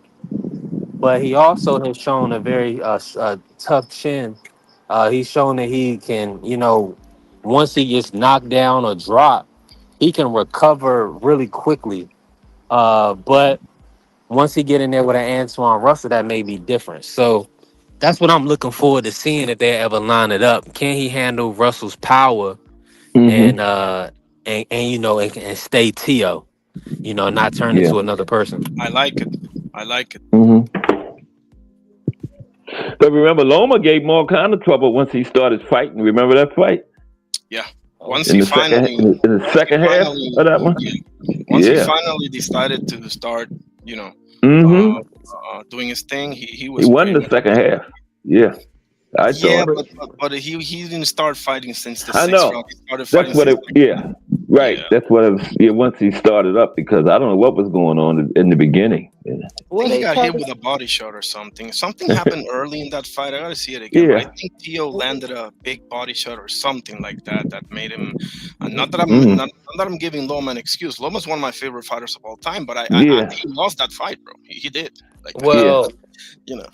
I don't Yeah, I know think if he they did. said something about a shoulder injury. Yeah, I heard I that know, like too. if he was Yeah, supposed, like shoulder. he delayed surgery, and Yeah, he then got it But it didn't came look out. like surgery immediately after the fight. Yeah, yeah. see that. So Yeah. yeah. Now I would be more in that. I'm not saying that's not true, obviously, but I'm saying that if it was Mm-hmm. more the shoulder thing, I would lean more into that rhetoric if he hadn't done anything the whole fight. But all of Yeah. a sudden he started doing his thing, so I'm like, Right. Hmm. either That's true. right, like, but I'm not saying it's not true either, Maybe the Hmm. shoulder kept him from doing that for the entire fight to find on it. I don't know. I The don't way I know. looked at But it was, I thought that maybe that Loma was being strategic and trying to wait him out. And I yeah. gotta give Tiafimo credit because Mm-hmm. he kept it pretty lean, kept it pretty Mm-hmm. economic. He didn't go out there just throwing crazy punches, Mm-mm. Yeah. didn't gas himself out, Hmm. did nothing more or less than what was required in the moment. But it Yeah. was very apparent when Loma did decide to turn it up. Tio Yes. didn't have any answers. He was out there looking Mm-mm. bewildered. I know. Yeah. here's my problem with that. Like, I hear everything you're saying about strategizing, but and that may very well be true. But I've never seen Loma do that in any fight, before or after. Like, I've never seen him take this much time, and you can go even to the Salido Yeah. fight, second Yeah, that fight. was a that was a serious download there. What did he find on it? Yeah, Yeah, but A you like got I to six think round about download. Does Salido have these highlight reel knockouts like Mason Menard and Diego Magdaleno, and you've seen what he yep. just did Mm-hmm. to Richard Comey prior to that. Oh Right. man. So Right. he's probably thinking like, all right, let me just let the young Mm-hmm. boy blow off some steam. Maybe the power will taper off, not get caught Mm-hmm. with anything big early on. Right. Then it got to a point where it's like, all right, you got to fight. You can't just continue to allow rounds to pass.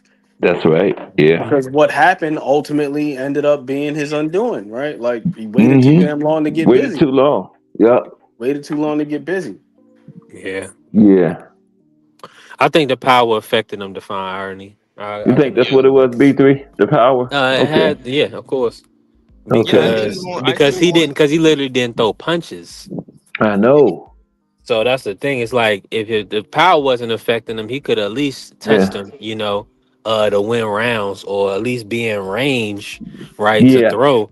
But it seemed like he was kind of on the outside a lot with T.O. in the first six Mm-hmm. rounds, just kind because T.O. was like throwing shots to the body. He was throwing hooks up top. Mm-hmm. T.O. Lil Ann was saying he was economical, Yeah. but he He was was very still smart. he was still throwing some heat. Like Mm-hmm. I remember watching that, like Tio, and that's the first fight I ever bet money on. I bet money on Tio to win because he was like Mm. plus 300. Right. Uh, and this was me just really getting back into watching boxing. Yeah. And I had Loma. I had Loma going in. Yeah. yeah, and I mean, if I would have known, if I would have did research, I probably would have picked Loma. But I just Mm-hmm. seen the lines when they first opened up Right. in Virginia, Okay. and I was like, oh, let me plus 300 on this kid. All right, I'm gonna take him. Yeah. You know what I'm Mm-hmm. saying? So he ended up getting the job done. I ended up Yep. live betting it too, though, because Mm-hmm. I was watching it and then I was seeing he was doing good and he was still plus Yeah. money. So I was like, okay, let me sprinkle something on him. Mm-hmm. But I just feel like the injury that could have played a factor, but also the power. So Loma, we understand Loma is one of the he has one of the highest IQs in a sense, about over 300, maybe even 400 amateur fights, and Yeah. you know what I'm Almost saying. 400. Yeah. He Yeah. had so many top level. He fought Gary Russell, one of the Yep. Mm-hmm. fastest hands in the sport over the last Early. 20 years. You know Early. what I'm Yeah. He saying? sure did. Like So his Gary he third Russell. fight, wasn't it? Gary Russell was 24-0 with 14 KOs when Loma fought him. Like his third Yeah, fight or something, wasn't it? Prime Something like Russell. third that. fight. Yeah, his Yeah. third fight. You know what I'm saying? Right He won Mm-hmm. his after the first Salido. championship. Yep. Yeah. 100%. Now, that's a good vacant when we look back upon it, because a lot of guys, they not fighting, they get vacants thrown in, or, they fight for interims and get elevated. But that Mm-hmm. fighting for a vacant against Mr. Gary Russell, Gary Allen Russell, Yeah. that's a fight for your ass. Yeah. That's no Yeah. joke. So the fact that they even took that fight, I think they probably seen that Gary was a smaller stature. Like Loma was bigger than Gary, but they Yeah. really had to have a lot of belief in Gary. I mean, a lot of belief in And Loma. Loma. Excuse me, to put him in there at Coming three in, fights. yeah. Yeah. He had that amateur career behind him and everything too, though. I think it was like 390 something fight, something like that. Yeah. Yeah, So yeah, they had a lot. You're right. They had a lot of faith in us coming in. yeah, especially Definitely coming did. off the Yeah. Salido loss. So imagine, look at Bob Merrim coming Yeah. off the Salido loss. He put him in with Mr. Gary Russell. Yep. Bob Yeah. don't even match make like that no more. He really trusts the White Wolf. I mean, they Yeah. had to move in quickly because you got to remember he came in with 2 Olympic gold medals already, so he And he was turned about 27, 28 when he came exactly. in, wasn't he? So Late you don't 20s. have Yeah. exactly. Like, I think it was 27 or 28, something like that. Something And like that. I Hmm. mean, you don't have 10 years to build a star Right. here. Exactly. Yep. So that's one of the things Yeah. that He whenever I wasn't get a normal prospect. you right. I know. mean, you got to move quickly here. Like, let's be Yeah. honest here. Like, that's one thing that I think miss people,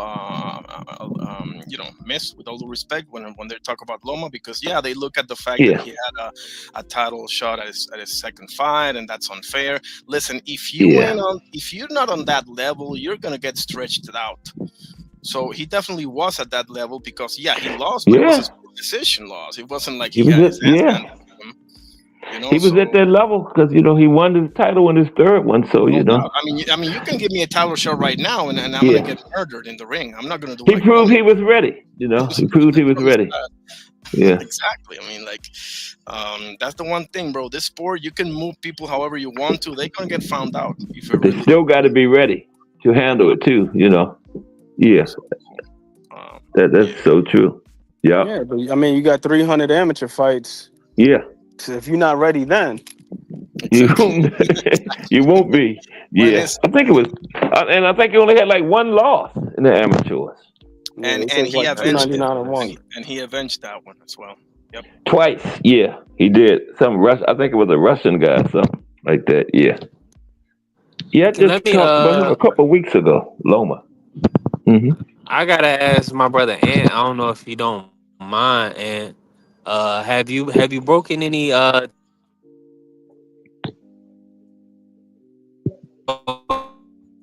You're cutting out, bro. You cut out a little B3. Still there, B3?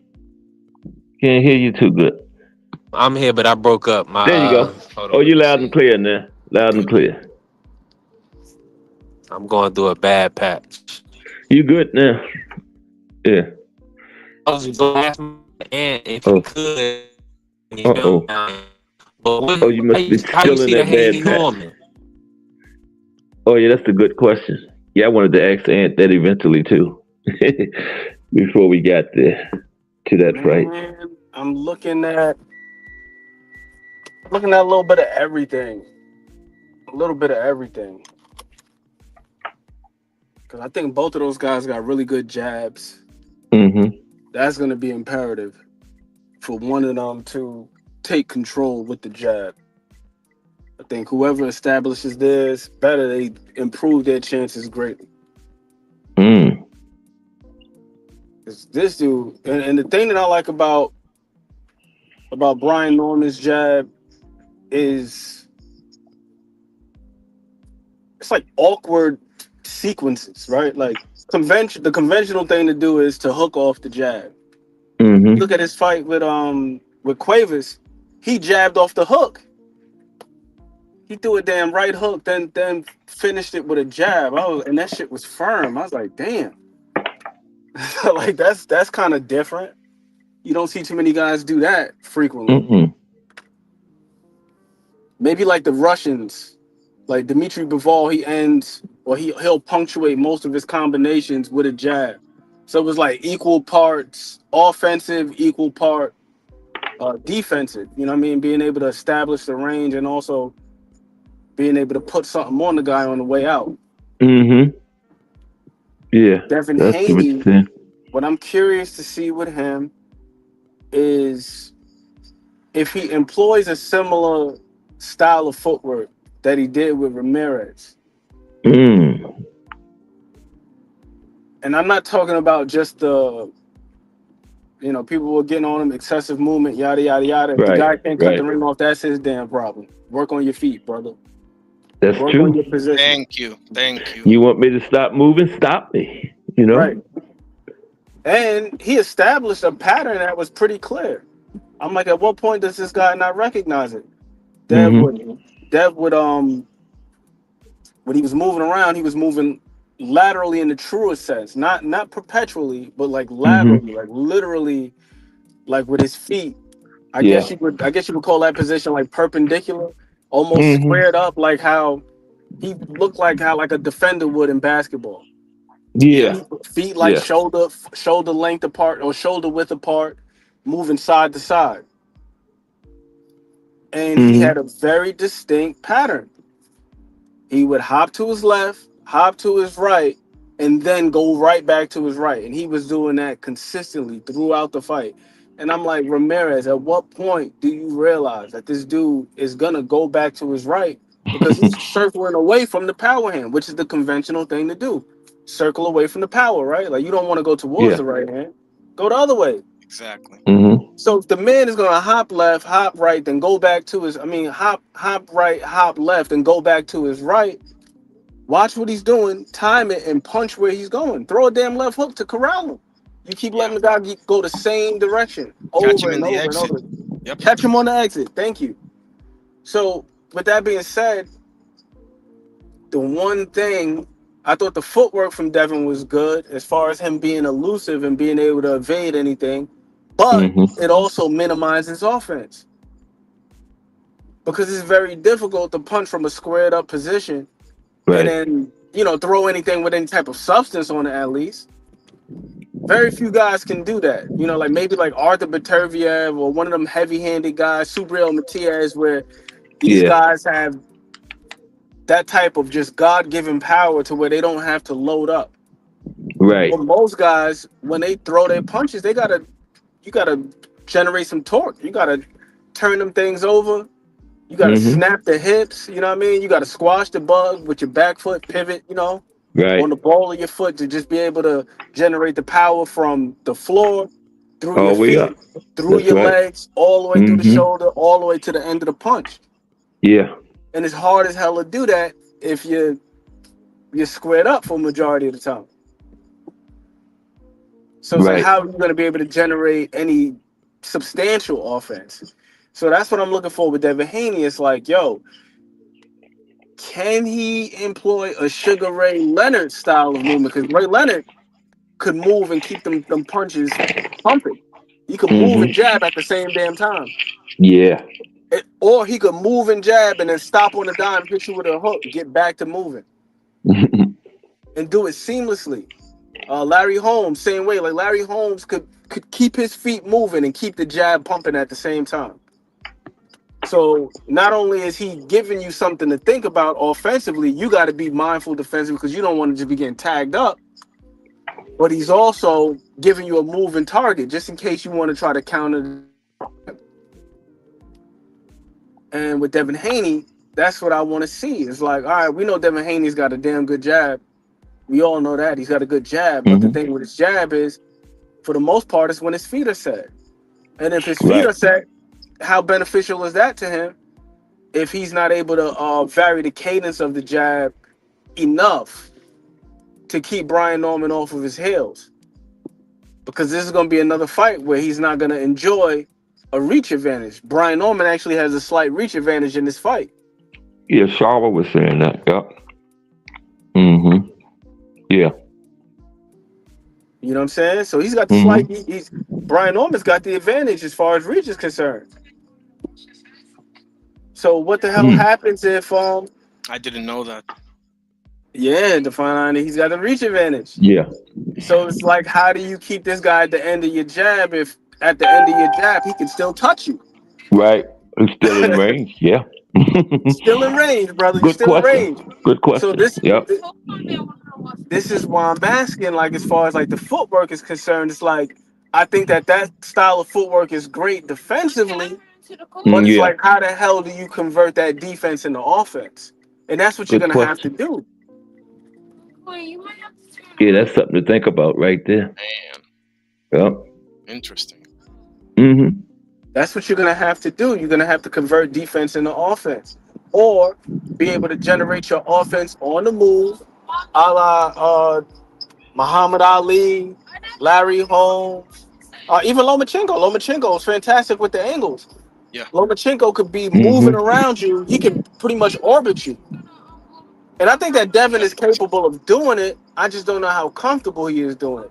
Because I've seen Right. him do it in the fight with Antonio Moran, and he was fantastic. He was fantastic in that fight. That, in my humble opinion, that is the best Devin Haney performance. Oh yeah. Best That was Devin a Haney good one. performance. Because he was able to combine his legs Mm-hmm. with his punches. Yeah. There was no, and it was seamless. It wasn't one or the other. It wasn't one or the other. The Lomachenko fight, it was a good performance. I liked his work to the body, but oftentimes he had to break his rhythm in order to land some punches. But then he was also getting caught as he's pulling out. And then one thing about Devin is, like, when he's in close, he does have a tendency to probe. If you notice in the fight with Lomachenko, I can't remember what round it was, but Bill Haney said Mm-hmm. explicitly to Devin, and I got to give Bill his credit for this instruction. He was like, "Yo, dude, you can't just keep pulling straight out with the lead hand extended Mm-hmm. because you're not controlling anything. You're pulling straight out. You're not angling out. You got to angle out, pulling straight back, Right. and give this guy who's got the fast feet the opportunity to Mm-hmm. close the gap and come over the top, or he can go Yep. underneath. He can pretty much take his pick Yeah. because you're And that's pulling out virtually exposed. So that's what I'm saying. Like yeah. with Gav, I want to see if he can pull out some of that Antonio Moran magic and generate his offense while incorporating the footwork. Not one or the other. Not move, stop, then punch, or punch then move. Like, can you move? Can you punch on the move in spots? Yeah. I'm not saying you got to do it for the entirety of the fight, but do it in spots Mm-hmm. because he's agile. Dev got quick ass feet. He's got quick feet. But what good are your feet if to your point, Cass, range? Right. What good are your feet if your feet are taking you out of range to throw punches? Mm-hmm. Yeah, he can't hit you, but you also can't hit him. And the Yeah. It's object not of the going game is to to. score. It's not Right. just Right. Exactly. we always say, right? Hit and not get hit. We don't just say just don't get hit. Like, no, Right. you got to do hitting as You still well. got. You got to do both. Yeah. You got to do both. That's what the judge is looking at. Yeah. Yeah, this ain't They dodgeball. say he just not No, getting it's hit, not but he ain't doing dodgeball. no Right. hitting. you know. Right. The fight art is not dodgeball. So defensively, the footwork was magnificent in the fight with Ramirez. But the issue is like, bro, you didn't generate any offense. Right. And I give Yeah. I give what's the name some grief about that as well. Jose Ramirez, I believe that he was still a little bit hungover from the Rancis Barthélemy fight. Because Mm. Rancis fought a great deal on the back foot as well.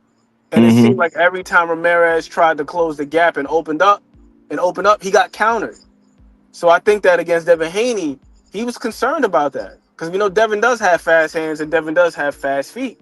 So it was like, Yeah. what can I expect if I close the gap on this guy and I open up? Is he going to beat me Mm-hmm. to the punch? Is it, you know what I mean? If it turns into an exchange and we do this rinse, wash, repeat, 9 times out of 10, Ramirez is going to come out on the losing end of that. Just by Yeah. virtue of hand speed alone. Hand speed and foot speed. But here's the other part of it. It's like Devin moved, but he didn't really oblige too much. And I just don't see Brian Norman Jr. being in a position where he's not going to let his hands go when he's in range, especially with him having the reach advantage. Yeah, That's why I think it's that's important true. for him to That, establish the jab. Don't just go out there and try to crowd the guy. Keep him at the end of the jab and control him and put him in a situation that he isn't accustomed to being in, which is behind on the cards. Because one thing I will say about Devin Haney, say what you want about that young man, but he's a pretty damn good tactician from a standpoint mm-hmm. of he seldom loses rounds. You don't really Nope. see Devin Haney lose too many rounds. When was the last time we seen Devin Haney in a situation, even like Terrence Crawford versus Sean Porter, where they be like, "Hey man, you down on the cards." Now he has Right. to rely on artillery. He has to rely on attrition to close the deal. If Brian Norman Jr. can go out there and establish his jab and minimize Devin Haney's offense and keep him largely defensive, even if he's Mm-hmm. not landing anything of significance, it still doesn't look good to the judges that you're spending all this time. You're spending all this time on the back foot, but you're not letting your hands go. A Yeah. similar situation to Lomachenko versus Teofimo Lopez. Yep. Tio wasn't landing anything of consequence. We didn't see Lomachenko in any real trouble in the first half of that fight, but he Mm-mm. was doing enough to keep Lomachenko's hands at home, Right. and he Yep. just stacked up the rounds. So put Devin Haney in a situation like that where it's like, all right, now it's too late for you.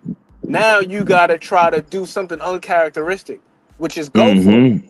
We've seen him in a fight with Regis. He had Regis wobbled, hurt several Yeah. times. What did Bill tell him? Don't go for it because he's still dangerous, despite the fact that he dropped him in the fight and had him on wobbly legs several times. He still didn't go for the kill because in his mind he's looking at it like a hurt animal is still a dangerous animal, and we Yeah. don't want Yeah. to take no chances. So if he's not Yeah. going to take chances in a fight where he got the guy bruised and battered, you think he's going to take chances in a fight against a guy who's still, got the vigor, who still got, his wherewithal about him? Likely not. Mm-hmm. He's risk Yeah. averse, and that's the same thing that makes him successful. The same thing that keeps him from losing rounds is the same thing that could potentially lose him a fight if he's put in Get him that in trouble. situation. Yep. I think I'm that's what with, I'm with costed. you. I think that's what costed Oscar versus Tito as well. Like, I think Oscar, looking at it, excuse me, looking at it objectively, I think that Mm-hmm. Oscar and Tito, Oscar could have very well won that fight, but he felt Tito's power and just got on his bicycle, bro, I and know. yeah, His team told him to, if on him. That was yeah, his instructions, you know. That was crazy. it, He yeah, took his foot the off the team was gas. It bad, cost him too at the end of the fight. absolutely. I think he They should lost have all had the last a. 3 rounds, didn't he? Or something like that. Didn't he Yeah, define only one? yeah.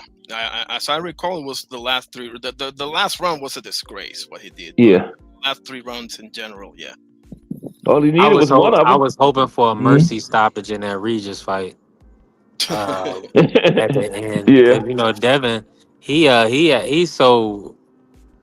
I don't want to say he's risk averse now, but I think that him and Bill they kind of listen to the criticism and I then they know. kind of enact a game plan based off of it.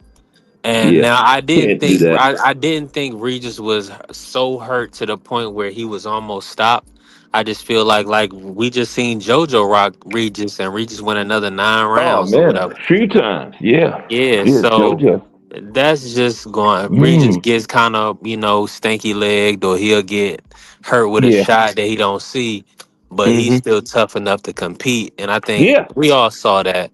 Like you say, Um, he finished went the entire fight, you know. but it's a thing in sport and in boxing now, and I'm sure y'all saw the Jordan White Dog versus Renee got on. Yeah, They should have stopped that fight. Did y'all see that fight on Pro Box? yeah, Jordan White, yeah. They let Jordan White literally get almost beat to a pulp, dropped him and everything, hurt him bad, all for a sense of, I guess, you didn't get stopped. right. I mean, that's cool, but then you took punishment, unnecessary punishment. When you a young guy, they could still bring him back. You know what I'm saying? I would prefer you stop a fight too early than too late, and then have a guy, maybe, he can come back in 3 months if you stop it in 6 rounds or 5 rounds. But you let it go 10 rounds, so maybe he gotta stay out 6 months. Maybe he don't want to fight no more. You know what the problem with that is, P3, from my perspective, and that's a great point you're making. But I've come to understand that that's damn near an impossible call to make for a referee. Because, I mean, yeah, unless it's blatantly obvious, that the guy is not responding, and like it could be an easy call to make. And we've had several late stoppage knockout, bad, terrible late stoppages like Tommy Morrison and Ray Mercer, or Emil Griffith and Barrett. The list goes on and on. But as a referee, you want to make sure that you give the fighter as much a chance, particularly in a title fight, as much of a chance as possible. And that could be, man, that's a terrible call, a terrible position to be at as a referee, because um, if y- okay, so let's say, for example, the Oshaki and Rocky Hernandez fight, right? Which to me is an obvious example, right? And it should have been stopped earlier, but man, Rocky Hernandez came so close. So it's like, I don't know. As a that's an But that's impossible I want, situation. based on you bringing up that fight, it's a lot of politics Hmm. because Rocky was the hometown favorite, and they wanted him to Yeah, get that title off of. So they're not gonna stop. You know what I'm saying? He stopped it at the last moment when Rocky looked Yeah. defenseless. But yeah, the same thing happened. White Dog. He was Jordan. I call him White Dog. Jordan White, Short Dog. His nickname is Short Dog, but Jordan White out of Maryland. Cash Sports know what I'm talking about. Yeah. The Renee Hmm. with the Renee fight, he was the A side. He even told his corner at one point in the fight, tell him to stop the fight. I broke my hand. Hmm. Tell him I broke my hand. Thinking that they would go to the scorecards. His Right. coach had to tell him they're not going to the score. You a TKO loss. They don't That's do that right. for a hand. During the Hmm. fight. That's something you can get out of a fight. These fighters know you can get out of a fight. Uh, fight if you say you have a hand injury and it's hard to prove, right? But during That's the true. fight, a loss. Only an accidental headbutt gonna go to the scorecards, Right. or a cut from an accidental headbutt. So it will hurt. I don't. I mean, I think I already saw the fight. Renee literally hurt this dude with a body shot in like the second round that pretty yeah. much Mm. had him on the back foot for 8 rounds, Cass. It was terrible. It was horrible. Wow. It was a horrible. But as you said though, B3, to go back to the political side of things, if he's the A side, they're gonna more than likely give him the benefit of the doubt. Define Irony alluded to it with Yeah. the title fights. A perfect example is Tim Tszyu versus Bakram Murtazaliev. Yes. If Yeah. Bakram was the one who got hurt, it probably would have got waved off the first time he hit the AJ canvas. and the Watt too. I just want to say that real quick. Absolutely. AJ and the Watt to me is Oh another yeah, obvious example. Go ahead. I'm oh sorry. yeah. No, no, no, no. That's another perfect example. If it was the other way around, but maybe I don't know. Maybe that one is very tricky. That one is kind of tricky, but it was very apparent that they were looking to make AJ the IBF champion again. So you know what? I'm rocking with you all the way on that one. Yeah, it was pretty Yeah. clear Follow that the money. Yeah. follow the money, follow the money. That's all you got to do. It's gonna Hmm. lead you. It's gonna lead you the way you need to go. So yeah, that's a perfect example too. AJ versus Dubois, because I guarantee you, if Dubois gets hurt like that Oh man. and he's looking all glass-eyed, especially with his injury history, that's another way that they would be able to justify it. Remember Hmm. Yeah. that nasty eye injury he suffered versus Joe Joe Joyce. Joyce. Yeah. Got his joint broken up. So they Yeah. brought like, oh, we looking out for fighter safety. And that's Right. another thing. You made a great point about the referees. These guys are placed in very tough positions. Tony Weeks, I shoot him some bail because of a post that he made on Facebook. Now I don't know how valid everything he was saying was, but I wouldn't doubt if it were true. I wouldn't be surprised if it were true. Remember Virgil Ortiz versus Frederick Lawson, and that Yeah. fight was stopped early. Ooh. Hmm. And Yeah. and it looked like, oh man, Weeks, he struck again. Here he goes ruining another fight with Yeah. another bad stoppage. in his defense, he made a Mm-hmm. post about having a glance at the medical examinations, and Yep. supposedly, this dude suffered a brain injury, like an aneurysm Mm-hmm. or something like that. Yeah. Had no Yeah, business he in was there in the saving. first place. He had no business in there. He was saving them. No business in there. Yeah. But Mm-hmm.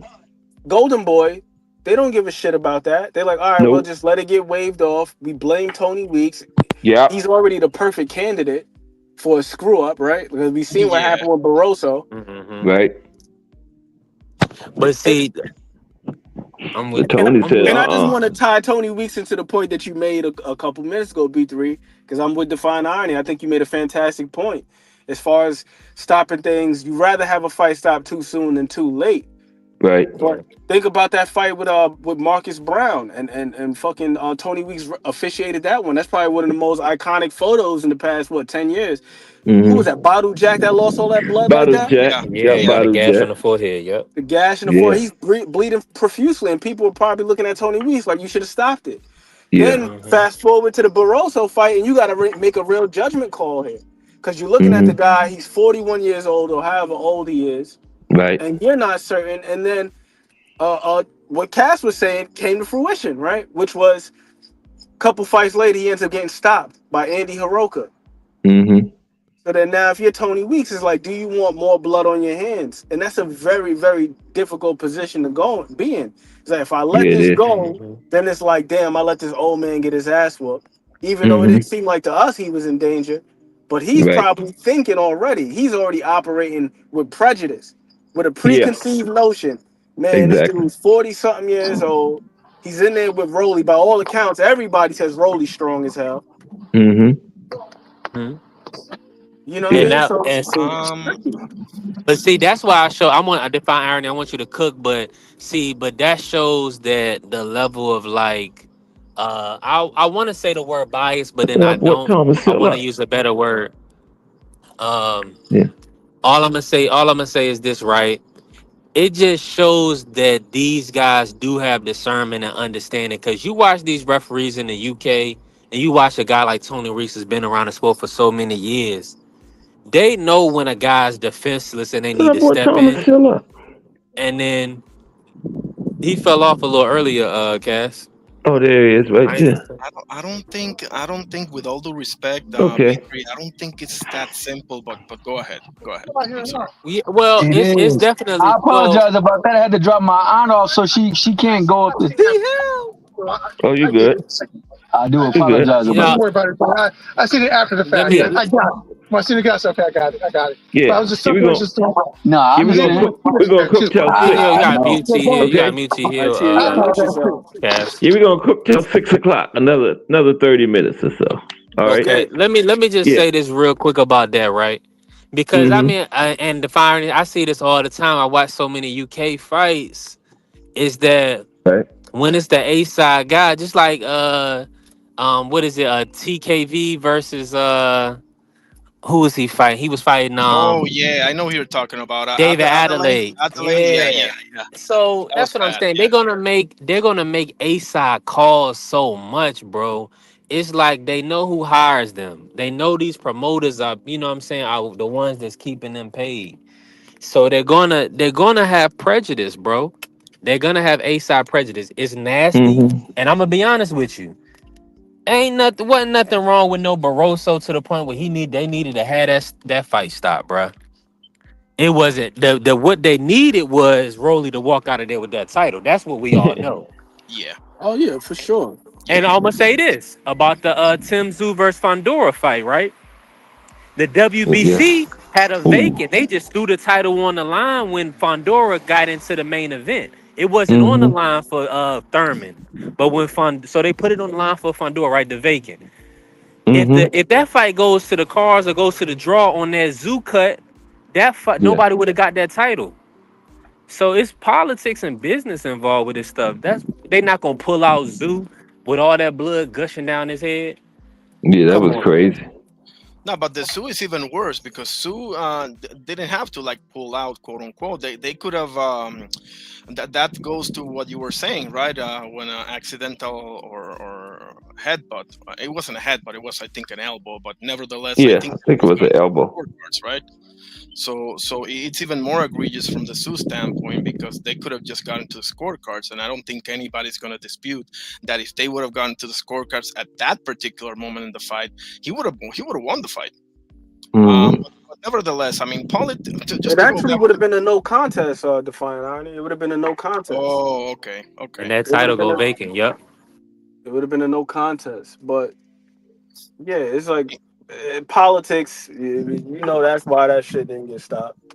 Yeah, that's no, really what it comes down to.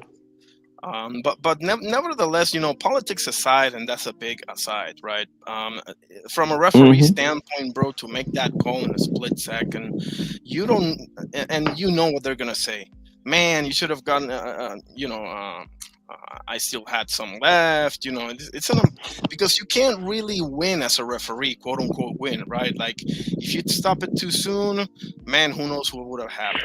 And if you stop it too late, then you got blood in your hand. Somebody's not going to be happy, right? Right. You're stuck between a rock and a hard place if you're a referee, right? Because your job is to protect the fighter, so you got to do your job. I understand that, but man, like for that Rocky Hernandez fight, bro, politics or not, and I know full well, and you're absolutely right, brother. Politics were on full effect because you're in Mexico. He was ahead on all three scorecards. I mean, 11-0. Wow. It was bad. It was really bad, man. That dude, they was doing the jabs on him right before our eyes. They had him doing a shutout. That's whack. That's whack. There ain't no defending that way. Yeah. But on the flip side, bro, Rocky had to be sure. Close. That boy was so close to pulling that off, and so it's like, and I saw a debate with one of his managers. He was getting hammered on Mexican TV because Rocky Hernandez nearly, if the fight would have lasted 1 or 2 minutes longer, they estimated he would probably lost his life. Because he took so much punishment in that fight. So, I mean, I guess you just gotta find out. I don't know. How do you fix something like that? How do you make the perfect call when a referee doesn't even have a replay or somebody advising? I don't know. How would you go about that particular situation? You can't. I mean, do you even want to? That's the question. Right. I'm not gonna say you can't. Do you want to? Right. That's the question. See, they sell all that stuff to us about the purity and integrity of the sport, but that's all a matter of optics. It's all about appearance, aesthetic. It got to look a certain way. Like we're doing everything that we can, and we're investigating, and so on and so forth. They don't care about none of that because there's too many people who benefited. Exactly. And too many people who continue to benefit from things being the way they are. For any real change to be enacted, they would have some kind of rules or something in place already in case if they wanted to fix it. Open scoring. It's like we're never going to have open scoring because that's going to take away so many under the table, quote unquote, business. You can't go back and change the cards then, Define. They had it in Texas, man. They had it in Texas. Yeah, okay. For Canelo versus Trout was open scoring. Oh, it sure was. It sure was. Yep. I remember that now. I had no idea. Yeah, it was. Yep. Austin Trout. But hang on a second. You're talking about bare knuckle and McQueen or like a no, boxing that was boxing. Okay. When was that? Like I can't even remember when that was. 17, 18, might have been before that. But yeah, it was open. That was before it went to bare knuckles. I think from here on out, unless a guy is unconscious before the ref should stop the fight, you know how they do a sobriety test. I think the boxer should have to do an up down. If he can do one up down, then I think he should be able to continue. If he can't do an up down, if he fall over or something like that, or he stay down on the ground, when he get into that push up position, he can't push up. Call it off, it's bro. over. Okay. Yeah, but because we see a lot of guys. A lot of guys be complaining about some of these stoppages. That's all I'm gonna say, man. Majority of the guys, and we see great fights when they continue. A lot of times you'll see guys hurting early in the fights and they battle back to win. Like think about Stephen Fulton versus Carlos Castro. Mm-hmm. Castro had him out on his feet. He was hurt. Yeah. Cool Boy was hurt.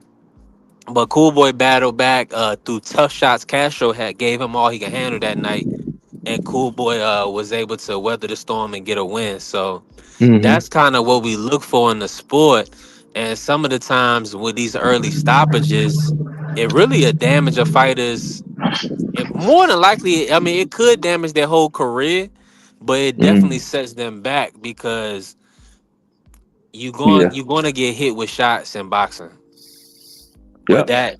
that shouldn't end the fight. You should actually be hurt and unable to continue or can't defend yourself before a fight gets stopped. I That's the think Yeah. the thing, greater we've seen guys. example of that. I think Go the ahead. greater, my bad, Define Iron. The greater example of that concept would have been the Castillo and Corrales fight. Oh Like yeah. That was a Corrales great was literally on the brink of extinction Yeah. Yep. and came back out of Came back. nowhere. Came back and won it. Yep. He spit his mouthpiece to get a few extra seconds. You remember that? Twice. He did it twice. Yeah. 2 times, Define Arnie. Mm-hmm.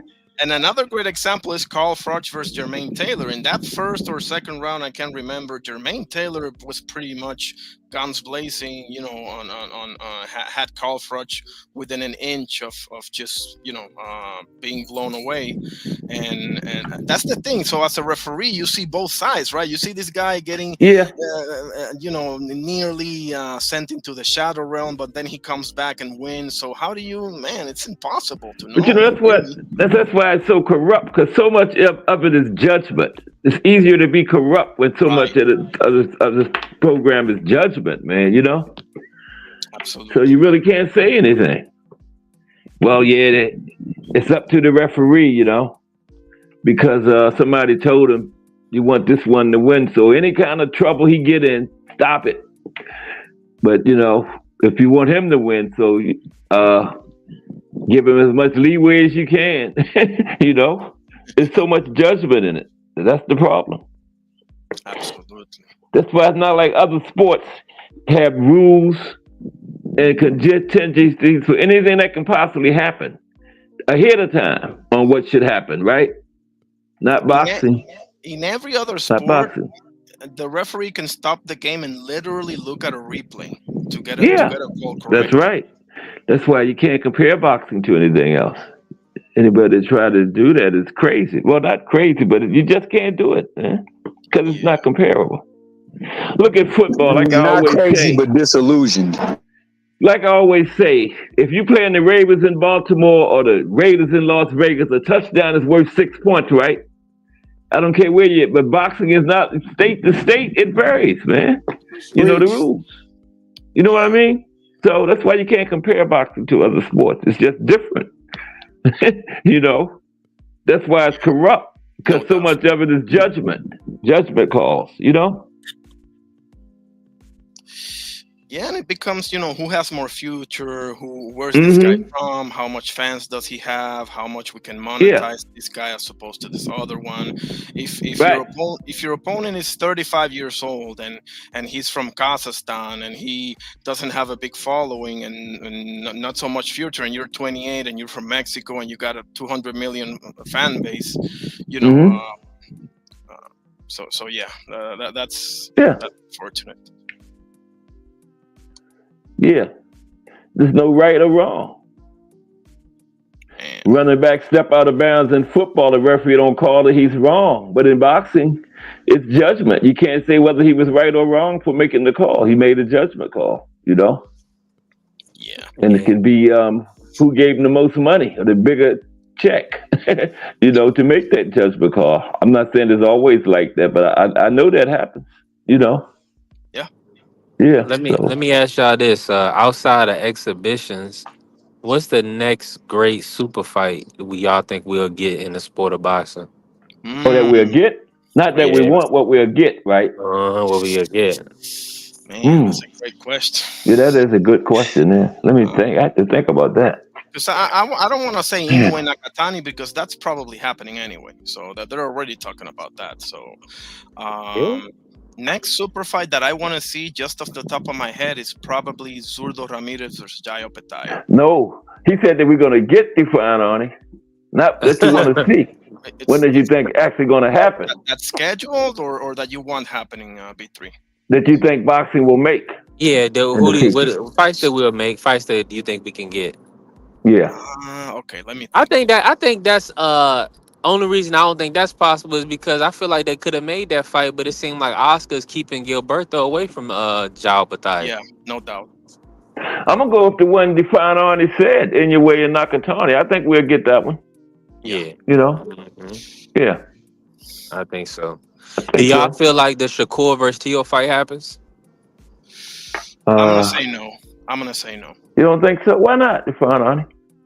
I don't think Tio is gonna get in the ring with Shakur. I don't think so. Okay. I mean, he wouldn't even get in the ring with Subriel. The one that, oh man, give me a second. Who do you think he had a better chance of beating, Subriel or Shakur? Tio. Subriel. Okay. I mean, as much as I hate to admit it, right? Because I love Subriel, but just style-wise, Shakur is a horrible matchup for Tio. I mean, no way. In my opinion, at least, you know. You know one thing about the Jayo Petaya and Zurdo thing? One thing that I have to say, because I love me some Jayo Petaya, but the fact of the matter is that he hasn't, until recently, Naoya anyway had the same issue, right? His recent opposition hasn't necessarily been, you know, the number one or the mandatory. Like, he fought Claudio Square, was ranked 14, and David Nika was a late replacement. That's fine, but he's finally fighting the number one guy, supposedly in Hussein Sin Cara, right? So hopefully we're getting that fight after that. But yeah, I'm with you. I don't think Oscar's gonna oblige. I'm gonna say Fury AJ, bro. I'm gonna stick my neck out there and I'm gonna say Fury AJ. Yep. Wishful thinking. I know it's wishful thinking, but yeah. Nah, it's not wishful because they're gonna make it. Fury. They're gonna make it. I think he already pretty much said he's Fury's coming back in 26. So outside of Usyk, that's the only fight that makes sense for Fury. Usyk doesn't make fight from a fan perspective, but in Fury's mind, he wants that fight. He wants a big money payday. So I think AJ. Yeah. Who do y'all think is more at the end of their career? Who do you think got more left in the tank, AJ or Fury? I think Fury got more left. You think Fury? I mean, that would seem like an outrageous pick, right? Because Fury and Wilder took like 20 years of each other's life, right? In that trilogy. True. Yeah, that's true. All in all, I think Fury still got so many. Outside of Wilder, bro, he hasn't really been in too many wars if you look at it, right? AJ, to me, bro, like he psychologically, especially, not necessarily physically, but psychologically, he's not there anymore, man. He just doesn't trust his chin, and I don't think so. But I could be wrong, definitely. Oh, that's a good question, though. Yeah. Yeah. You know what's so funny? I would say physically, I would say AJ probably has more left. You make a great point about the psychological. Yeah. It was very apparent in the fight with Daniel Dubois, because there were certain things that I was looking to see from him, like for him to just like establish his position. Because he did a phenomenal job versus what the hell is the guy's name? Otto Wallin. Like he came out there and he regulated the pace, dictated where the fight was going to take place. He was very assertive and very proactive. He came out there 1,000,001 foot feints before he threw a punch. I was like, yes, that's what I like to see. Against Daniel Dubois, he was just conceding. He was just giving up real estate. I'm like, why the hell is he just backing up and just allowing the guy to just walk him down? Right. He didn't try to establish himself. So that to me says mentally he was concerned. But then also it's been stated that Dubois dropped him in sparring. So I'm thinking in his mind, he's probably replaying that. Yeah. He knew what the hell happened in sparring. And we like to say, oh, well, it's just sparring. But that's something that may not leave you. Right, That's you might right. have got bitten by a dog when you were 3 years Yeah, old, and then for the rest of your life, you like fuck Yep. dogs. I don't like That's dogs. right. yeah, Yep. So true. yeah, it hasn't been spawned, but you're right. It's still in his mind. Yeah, that's Still a in his great mind, point. man. Yeah. Yep. And you can kind of see it just by the way he was Uh huh. just so passive. And he was in there with a guy that he had no experience with, in Francis Ngannou, and say what you want about him and his inexperience Mhm. as a boxer, but the Yeah. guy is clearly very strong. He can punch. Mhm. We seen him drop Tyson Fury in his first boxing match ever, and we seen what he's done to people in MMA. So yeah, Mhm. clearly, I mean, the delivery system is not there. He just doesn't have like the boxing mind or the boxing skill set, but still, physics are physics. A Mhm. big strong man hits you, you're probably going to be hurt. Right. But needless to say, the way that Anthony Joshua approached him, he was very calm. Again, he established himself in the center of the ring, didn't allow himself to get pressed out. But Mhm. from Dubois, he just, man, he just conceded from he capitulated essentially from like the word go. Like the moment the first bell rang, he's backing up. I don't Mhm. think Dubois. I don't think Dubois. Just real quick, I don't think Dubois ever gave him a chance to get into the fight. That's to the credit of Dubois. Well, both things, right? Because, yeah, he by the time Dubois got to him, I don't think he was obviously the same. This is post one Andy Ruiz loss and two Usyk losses, but Mhm. once Dubois hit him with that overhand right, it all went. All hell broke Yeah. loose after that, and I just think that just punctuates the fact that mentally, bro. I don't know if he was. Some people might say he was never really there mentally. I disagree, Yeah, I but disagree too. Yeah, but I think he was. Yeah. because if you look Yep. at him on the build up to the Dubois fight, Mhm. he was trying to borderline, bully. Which, listen, I'm not gonna get in it's right or wrong. It's just a promotion, right? But at the end of the day, Yeah. Dubois took up for himself, like that. Like how that whole thing played out, really to me stood out. The psychological Mhm. state of AJ. That's what I would say. Okay. Yeah, but here's the thing though with Dubois, right? Like in the fights where we seen him ultimately take the same course as AJ, it was when guys were able to stand firm. We just saw it with Usyk, seen it with Usyk twice. Like Usyk was not allowing himself to just get pushed back and then just get walked back and just I'm gonna just keep you at the end of the jab and all this. Like no, stayed there in proximity, but just gave him the angles. And you don't gotta have the most fleet foot to the fleetest of feet to be able to do that. It's just a simple pivot or a step over. But you just do Mhm. not allow yourself to just get just pushed back and just give up all that real estate. Now you're just fighting on the back foot. And I agree with you that the Andy Ruiz fight was likely the turning point because AJ early on the guy was vicious as hell. If he had you hurt, he was going for the kill. But something happened in the Andy Ruiz fight. Shit, remember he dropped Andy in the third round of that fight, Yeah, he and dropped him right, first. That's true. he dropped him first. And right when it looked like he was about to do what he typically had done in the past, which was close the show, Andy Ruiz flipped the script, caught him with the shot on the temple. My man's legs went. He never fully recovered. Then when he boxed him again in the rematch, he fought a completely different style. He was a lot more passive. We never seen AJ just move around like that on the outskirts of the ring and just moving perpetually around the perimeter. Like he that's never been his thing. His thing is I'm in there with you. It's gonna be a rugged fight, and when I hurt you, that's it. I'm getting you up out of there. Even in the fight with Klitschko, remember Klitschko dropped him in Oh that fight, but man, what a fight his that was. Yeah. his disposition never changed. It was still I'm gonna come right back at you, and I'm getting with you. But there was something about that Andy Ruiz fight. Maybe it's because that was like the second time he had gotten hurt badly or something. I don't know. But then he just left. Who was that he was with? Who? It wasn't Rob McCracken. It was one of them. One of them. No, One of no, them it dudes. was Engel. he Was got it with Engel? yeah, I think it was Dominic Which, King. which fighter? Um, Which fighter? And my bad. No, I'm talking about AJ. He was with Dominic Engel, right? Not his la. He Ben was with Davidson. Ben Shalom. Then he hold on. Let me see his last fight. Which fight exactly? No, not his last fight. I'm You talking about talking prior about? to Andy Ruiz or Andy Ruiz and prior. Was he with like Rob McCracken or somebody like that? Rob McCracken, the guy, because Rob McCracken's the one that does the I want what do they call it? The GB, the Great Britain team. Yeah, yeah, Yeah, yeah. Yeah, the so that's Olympic Rob team, right? McCracken. That was his Yeah. coach. Yep. So that, and I know at some point he was with Dominic Angle. So I'm saying it's like after the Andy Ruiz fight, it seemed like AJ was trying to find a new identity. The guy was going from trainer to trainer, from McCracken to Angle Hmm. Ben to Davis.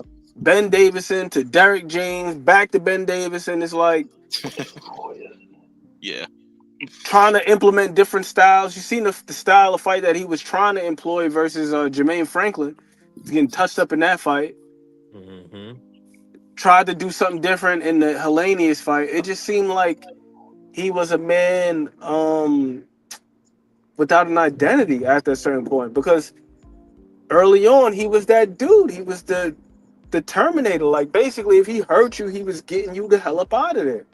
And then after that Andy Ruiz fight, that's when he started trying to box a little bit more from the outside. And I think post Andy Ruiz, the best fight that I seen him in was the Otto Wallin fight. And it was mainly because he was able to establish himself in that fight. And you do make a great point, to find irony, that Dubois kind of rushed him and overwhelmed him and never let him get settled in. But I also believe that part of it was AJ. Because you don't Yeah. capitulate unless you want to, unless you're ready to. If you're in there and you're firm, you're saying like, I don't give a damn what the guy's going to bring, or you do what you seen what Terrence Crawford did with Canelo Alvarez, like from the opening bell before Canelo could even step to the center of the ring, Terrence Crawford like borderline sprinted out to him and filled the Hmm. gap and threw the first punch, threw a jab, and Yeah. that jab wasn't to be like I'm gonna beat your ass, but it's letting you know like there's gonna be a whole lot of mental pressure in this fight. And then there were moments where Canelo got frustrated trying to press him out. And then what did he do? He eased up off the pressure.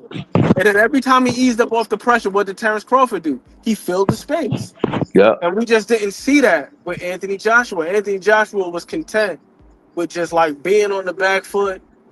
And then you can see him trying to psych himself up after the knockdown, flicking his tongue out there and all that stuff, trying to prove he was still in the fight.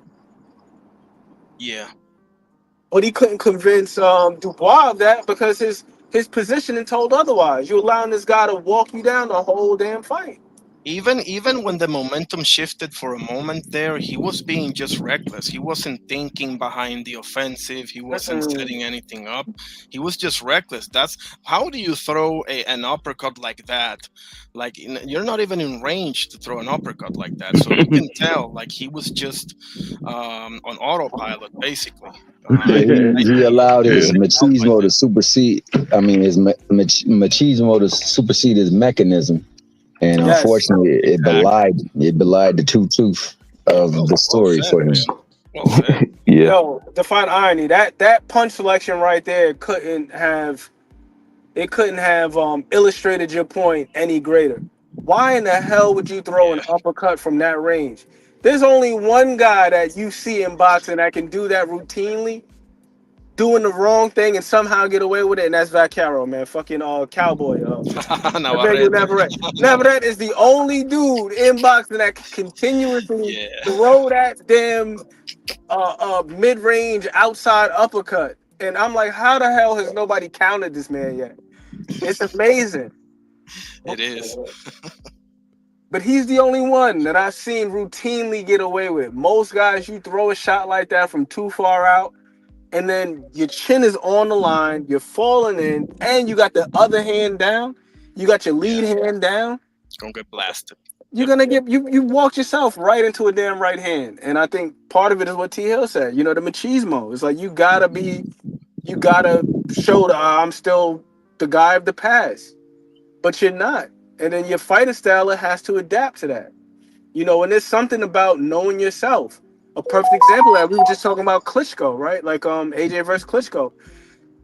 Vladimir Klitschko had one of the most suspect chins in heavyweight history. Damn near all of his losses, except for maybe one, was by knockout. He got knocked out by Corey Sanders. Got knocked out by Ross Perotty, if I'm not mistaken. Anthony Joshua, somebody else who knocked him out too. I can't recall. But the man was so hyper aware of how suspect his chin was that his boxing style was almost like a fortress to protect his chin. Like he cultivated a style that would allow him to make up for this lack of a chin. He's just hyper aware. And it's like with AJ, you seen the guy just like, I mean, clearly he doesn't have the greatest of chins. He's not a guy like you gonna spark him more often than not. You hit him with one shot and he's gone. But the thing with AJ is it seems like every time he gets hurt, he never recovers. Yeah. It's like what it's like what B3 was saying about Jordan White. Like, you know, you get hit with a shot in the second round and it lingers for the duration of the fight. That's Anthony Joshua. Like Anthony Joshua, like to his credit, when he got stopped versus Ruiz, he got stopped on his feet, but how many times did he get dropped? And it seemed like his legs were never stable after that. Got dropped about 3 times, and it had to get waved off. Yeah. So, you know, with that being said, clearly you don't have the best of chins, and you're already in a division where most of the guys, even the guys who are considered weak punchers, are still punching. That's right. The heavyweight with the most average power in the division to knock out the common man. Yeah. Mm-hmm. No doubt. Probably not even with a punch, just the breeze from the punch, even if he just whiffs. Yeah. That's how like we look at a guy like Tyson Fury, like, oh, he ain't really punching like that. Because he's got like a 72% KO ratio. Right. But that guy will flatline, like that guy could knock me out through fucking StreamYard. Like that's he could knock me out through StreamYard. You know what I'm saying? So with that being said, with Anthony Joshua, if you're compromised physically, like you don't have the greatest of punch resistance, you damn sure can't be compromised mentally, because then you're gonna be out there making dumbass decisions like throwing mid-range uppercuts. Like why would you do that? Yeah. Right.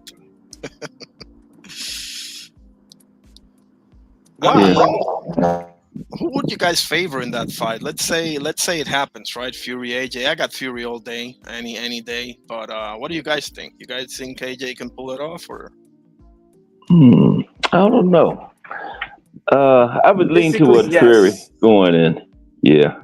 I think physically, and to your point about the wars, the fine irony, like, yo, Fury's been dropped a lot, so this is not like, you know, this is a recent thing or somewhat recent after the Wilder fights. And I do agree that they took something out of him. Anytime a guy can punch you in your forehead and send a shockwave, bro, down to your fucking toes, like that is a serious punch. Yo, when he got hit with that right hand from Wilder, and you just seen the ripple, just bro. Mm-hmm. I'm telling you, like that's a scary sight right there. Like, you know, that man felt that in his bones. But aside from that, remember he had that nasty cut in the Valine fight, and it seemed like that Tom Schwartz. Tom Schwartz? Nevertheless, yeah, I think so. But nevertheless, yeah, I know what. Usyk almost dropped him too in their first fight. Remember? No, Usyk did drop him. They didn't count it because I know he got busted open versus Valine as well. On the right side, he got busted open with a left hand. Yeah, I remember that. He got busted open with a left hand, and they were talking about stopping it. But to go back to a point that you guys were making before about the politics, who the hell is going to stop that and give Otto Valine the technical knockout or the technical decision? Nobody. You're gonna let a Fury fight with half of his eye hanging out of his head. If it were the other way around and he had Valine bleeding like that, like profusely, eyelid flapping, they're waving that off. His Cutman did a great job, though. You remember he even gave him like an SUV or something, Javier Capetillo, after that fight. If you guys don't remember, he did an amazing job. I will say that. Yeah. Okay. Cool. We gotta get ready to get out there. Go and finish up your thought there, Ant. Okay, yeah. So he did a solid job, but like he got busted up. Then in sparring, remember that the cut had opened up again. This is several years later, so it seemed like that scar tissue is not all the way healed, right? So there's that. You got dropped versus Steve Cunningham. got dropped versus Steve Cunningham, got off the deck versus Wilder several times, got dropped by Ngannou. So I think that and then also we got to think about the fluctuation in weight. The guy going up to damn near 500 pounds, Yeah. the alcoholism, the Bro. cocaine abuse, Yeah. and all this other Cocaine. stuff. So I think from a physical standpoint, AJ may be the slightly fresher man, right? But mentally, like that plays a huge part because Yeah. Fury That's is a right. dude where, by all intents and purposes, he should have been counted out in the first Wilder fight. Like the man was like basically sleep with his eyes open. I don't know who the hell else springs up like Dracula out of the coffin after Yeah. eating a right hand and a left hook like that, He got up like the And started Undertaker. winning He then the got rest up of the like the round. Undertaker. and then won the rest of the Yeah. round. Yeah. That dude is like mentally. It's such a weird thing because Yeah. he's talked about his issues with depression and Yeah. all of That's his why I mental like health Fury. issues. Yeah. But then when you Mhm. see him in the ring, the guy just looks supremely confident most of the time. Yeah. And even in moments of adversity, like what's his name had him dead to rights. He's the only thing holding him up in the first Usyk fight was the ropes. Like he's sliding all over the ropes, legs unsteady, and then he boxes well for the rest of it. I'm like, I don't know how the hell you can teach that type of resilience.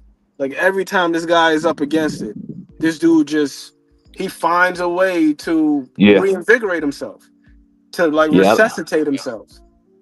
Yeah, I thought that first Wilder fight was over too. I don't know how he did that. We'll never know. I'll tell you this also. Just got up. Psychologically speaking, though, one more thing that I wanted to add to that is that psychologically speaking, Fury's gonna terrorize him, bro. Like the whole build up to that fight. Oh man, in the trash talk, in the build up, Fury's gonna do a number on AJ psychologically. Because look at what Big Baby Miller was able to do to AJ psychologically. I mean, Fury, bro, Fury is in the trash talk, elite echelon in boxing. So he excels at that. Fight, bro. At this point, I just want to see the fight because it's now or never. I think we're gonna get it. Why not? I'm gonna smash you to bits. You lost to the fat boy, you big dog, you big sausage. The bodybuilder. Dosser. The bodybuilder. You big dosser. Yeah. He probably gonna have all of that already. He probably got notes already.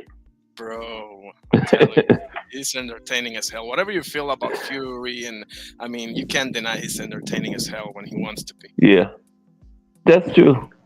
Yeah. We gotta get ready to get out though, fellas. Before we go, I want to take one. Go ahead, T Hill. I forgot you was up here. You were so quiet, T Hill. Well, nah, it was great dialogue, and I allow great dialogue to have its way. You know what I'm saying? It's oftentimes we don't find, talk like this where we're actually discussing. You know what I'm saying? We find bickering and bantering. That's why we go so long, man. It's hard to end these things. But I will say that the mental part is the keyest factor that Ant touched on, and also that Irony talked about, and mental pressure. Remember, he said he couldn't stomach it when Jarrell was giving him some of the stuff. Just think about when they were up there for that day of reckoning, and it was all those heavyweights up there, and they had Wilder up there. The way he was glued to that thing, to hear what Wilder was said, it was so much pressure because he was wondering when Wilder was going to touch on him and him not fighting. You could see he was visibly disturbed. Yeah, I remember that. Yeah, you have that. You can't get in the ring with somebody who is detached from reality, and Fury is detached from reality. Like he said, I mean, by all intents and purposes, he should have been counted out. I will dare to say that he was down there long enough to be counted out, but he still got up. And like you said, to have the wherewithal and the resolve to get up and finish the round, dominating it was wild, bro. That whole thing was wild. Like you said, he got up like the Undertaker. Yeah, you could just hear the music go boom, and just rise up, dominating. I couldn't believe that, but he also got up in the third fight when Wilder landed an even more vicious punch and had him out there, and he was down there for a long time, but he still got up. And still got up to box fantastically, and therein lies the separation. That mindset to get up and yeah, that happened, but we got this time. Let's make the most of it. And I think that more so than anything, it gets compromised because he allows machismo to overtake his mentality. And you know, unfortunately, it messes his mechanisms and then just goes awry. But with that, shout out to my good brother B3. Shout out to the great brother Ant McQueen and Define Irony. And shout out to Cash Sports Boxing, dog, for letting us come up here and chop up this good sport we call boxing. Guys, this was awesome. I enjoyed Recognizing that what was old is still new and what is new was once old. And that's just not new underneath the sun. So if you think you're seeing something different than before, just recognize it has happened before. It's just not as exposed to us as it is nowadays because of these damn phones. Shout out to the people that came in chat too, man. And I'm out. I appreciate you guys. Great show. Get Tim Layton. Salute Tim Layton. Tim Layton's in the building. Salute to the big train. That's the big train right there, my bro. Tim Layton, king of the prawns. Anybody want some shrimp, some scrimps? Talk to my man Tim Layton. He got them big scrimps, them prawns, and they on point. Shout out to his mom and his aunt too, because they showed up and showed out. And I'm out, Kaz. Great show, man. Great show. Appreciate y'all, man. You on tonight, Arnie? Boxing? Yeah. I'll be on. Hopefully earlier, but I've said that before, so okay. I'll catch you again. I'll catch you. Okay. Have a good one. All right, you too. Appreciate everybody. Thomas Hill, Ant McQueen, Define Arnie, B3 picks. Subscribe to all those great channels. I put them in there. Shawa got her link in there. Define Arnie. Well, Define Arnie. He's under Define Arnie, called Arnie Boxing. Casual's Corner. You have not watched the fight until you watch one after Casual's Corner breakdown. And B3 picks. Okay. Appreciate everybody. We'll be back tomorrow at 2 with another one. Exciting episode of Cast Sports, the Boxtorian. Everybody have a great afternoon. Just Do Boxing has been in progress. I mean, but appreciate y'all. It's just hard to end these things, and we get all these big time knowledgeable boxing people up here cooking like that, man, with hot grease. Wow. But Miss Cass came in here like 5 times looking at me. So I said, okay, it's time to end. But everybody have a great afternoon. I appreciate y'all 1,000,000%. And we are out.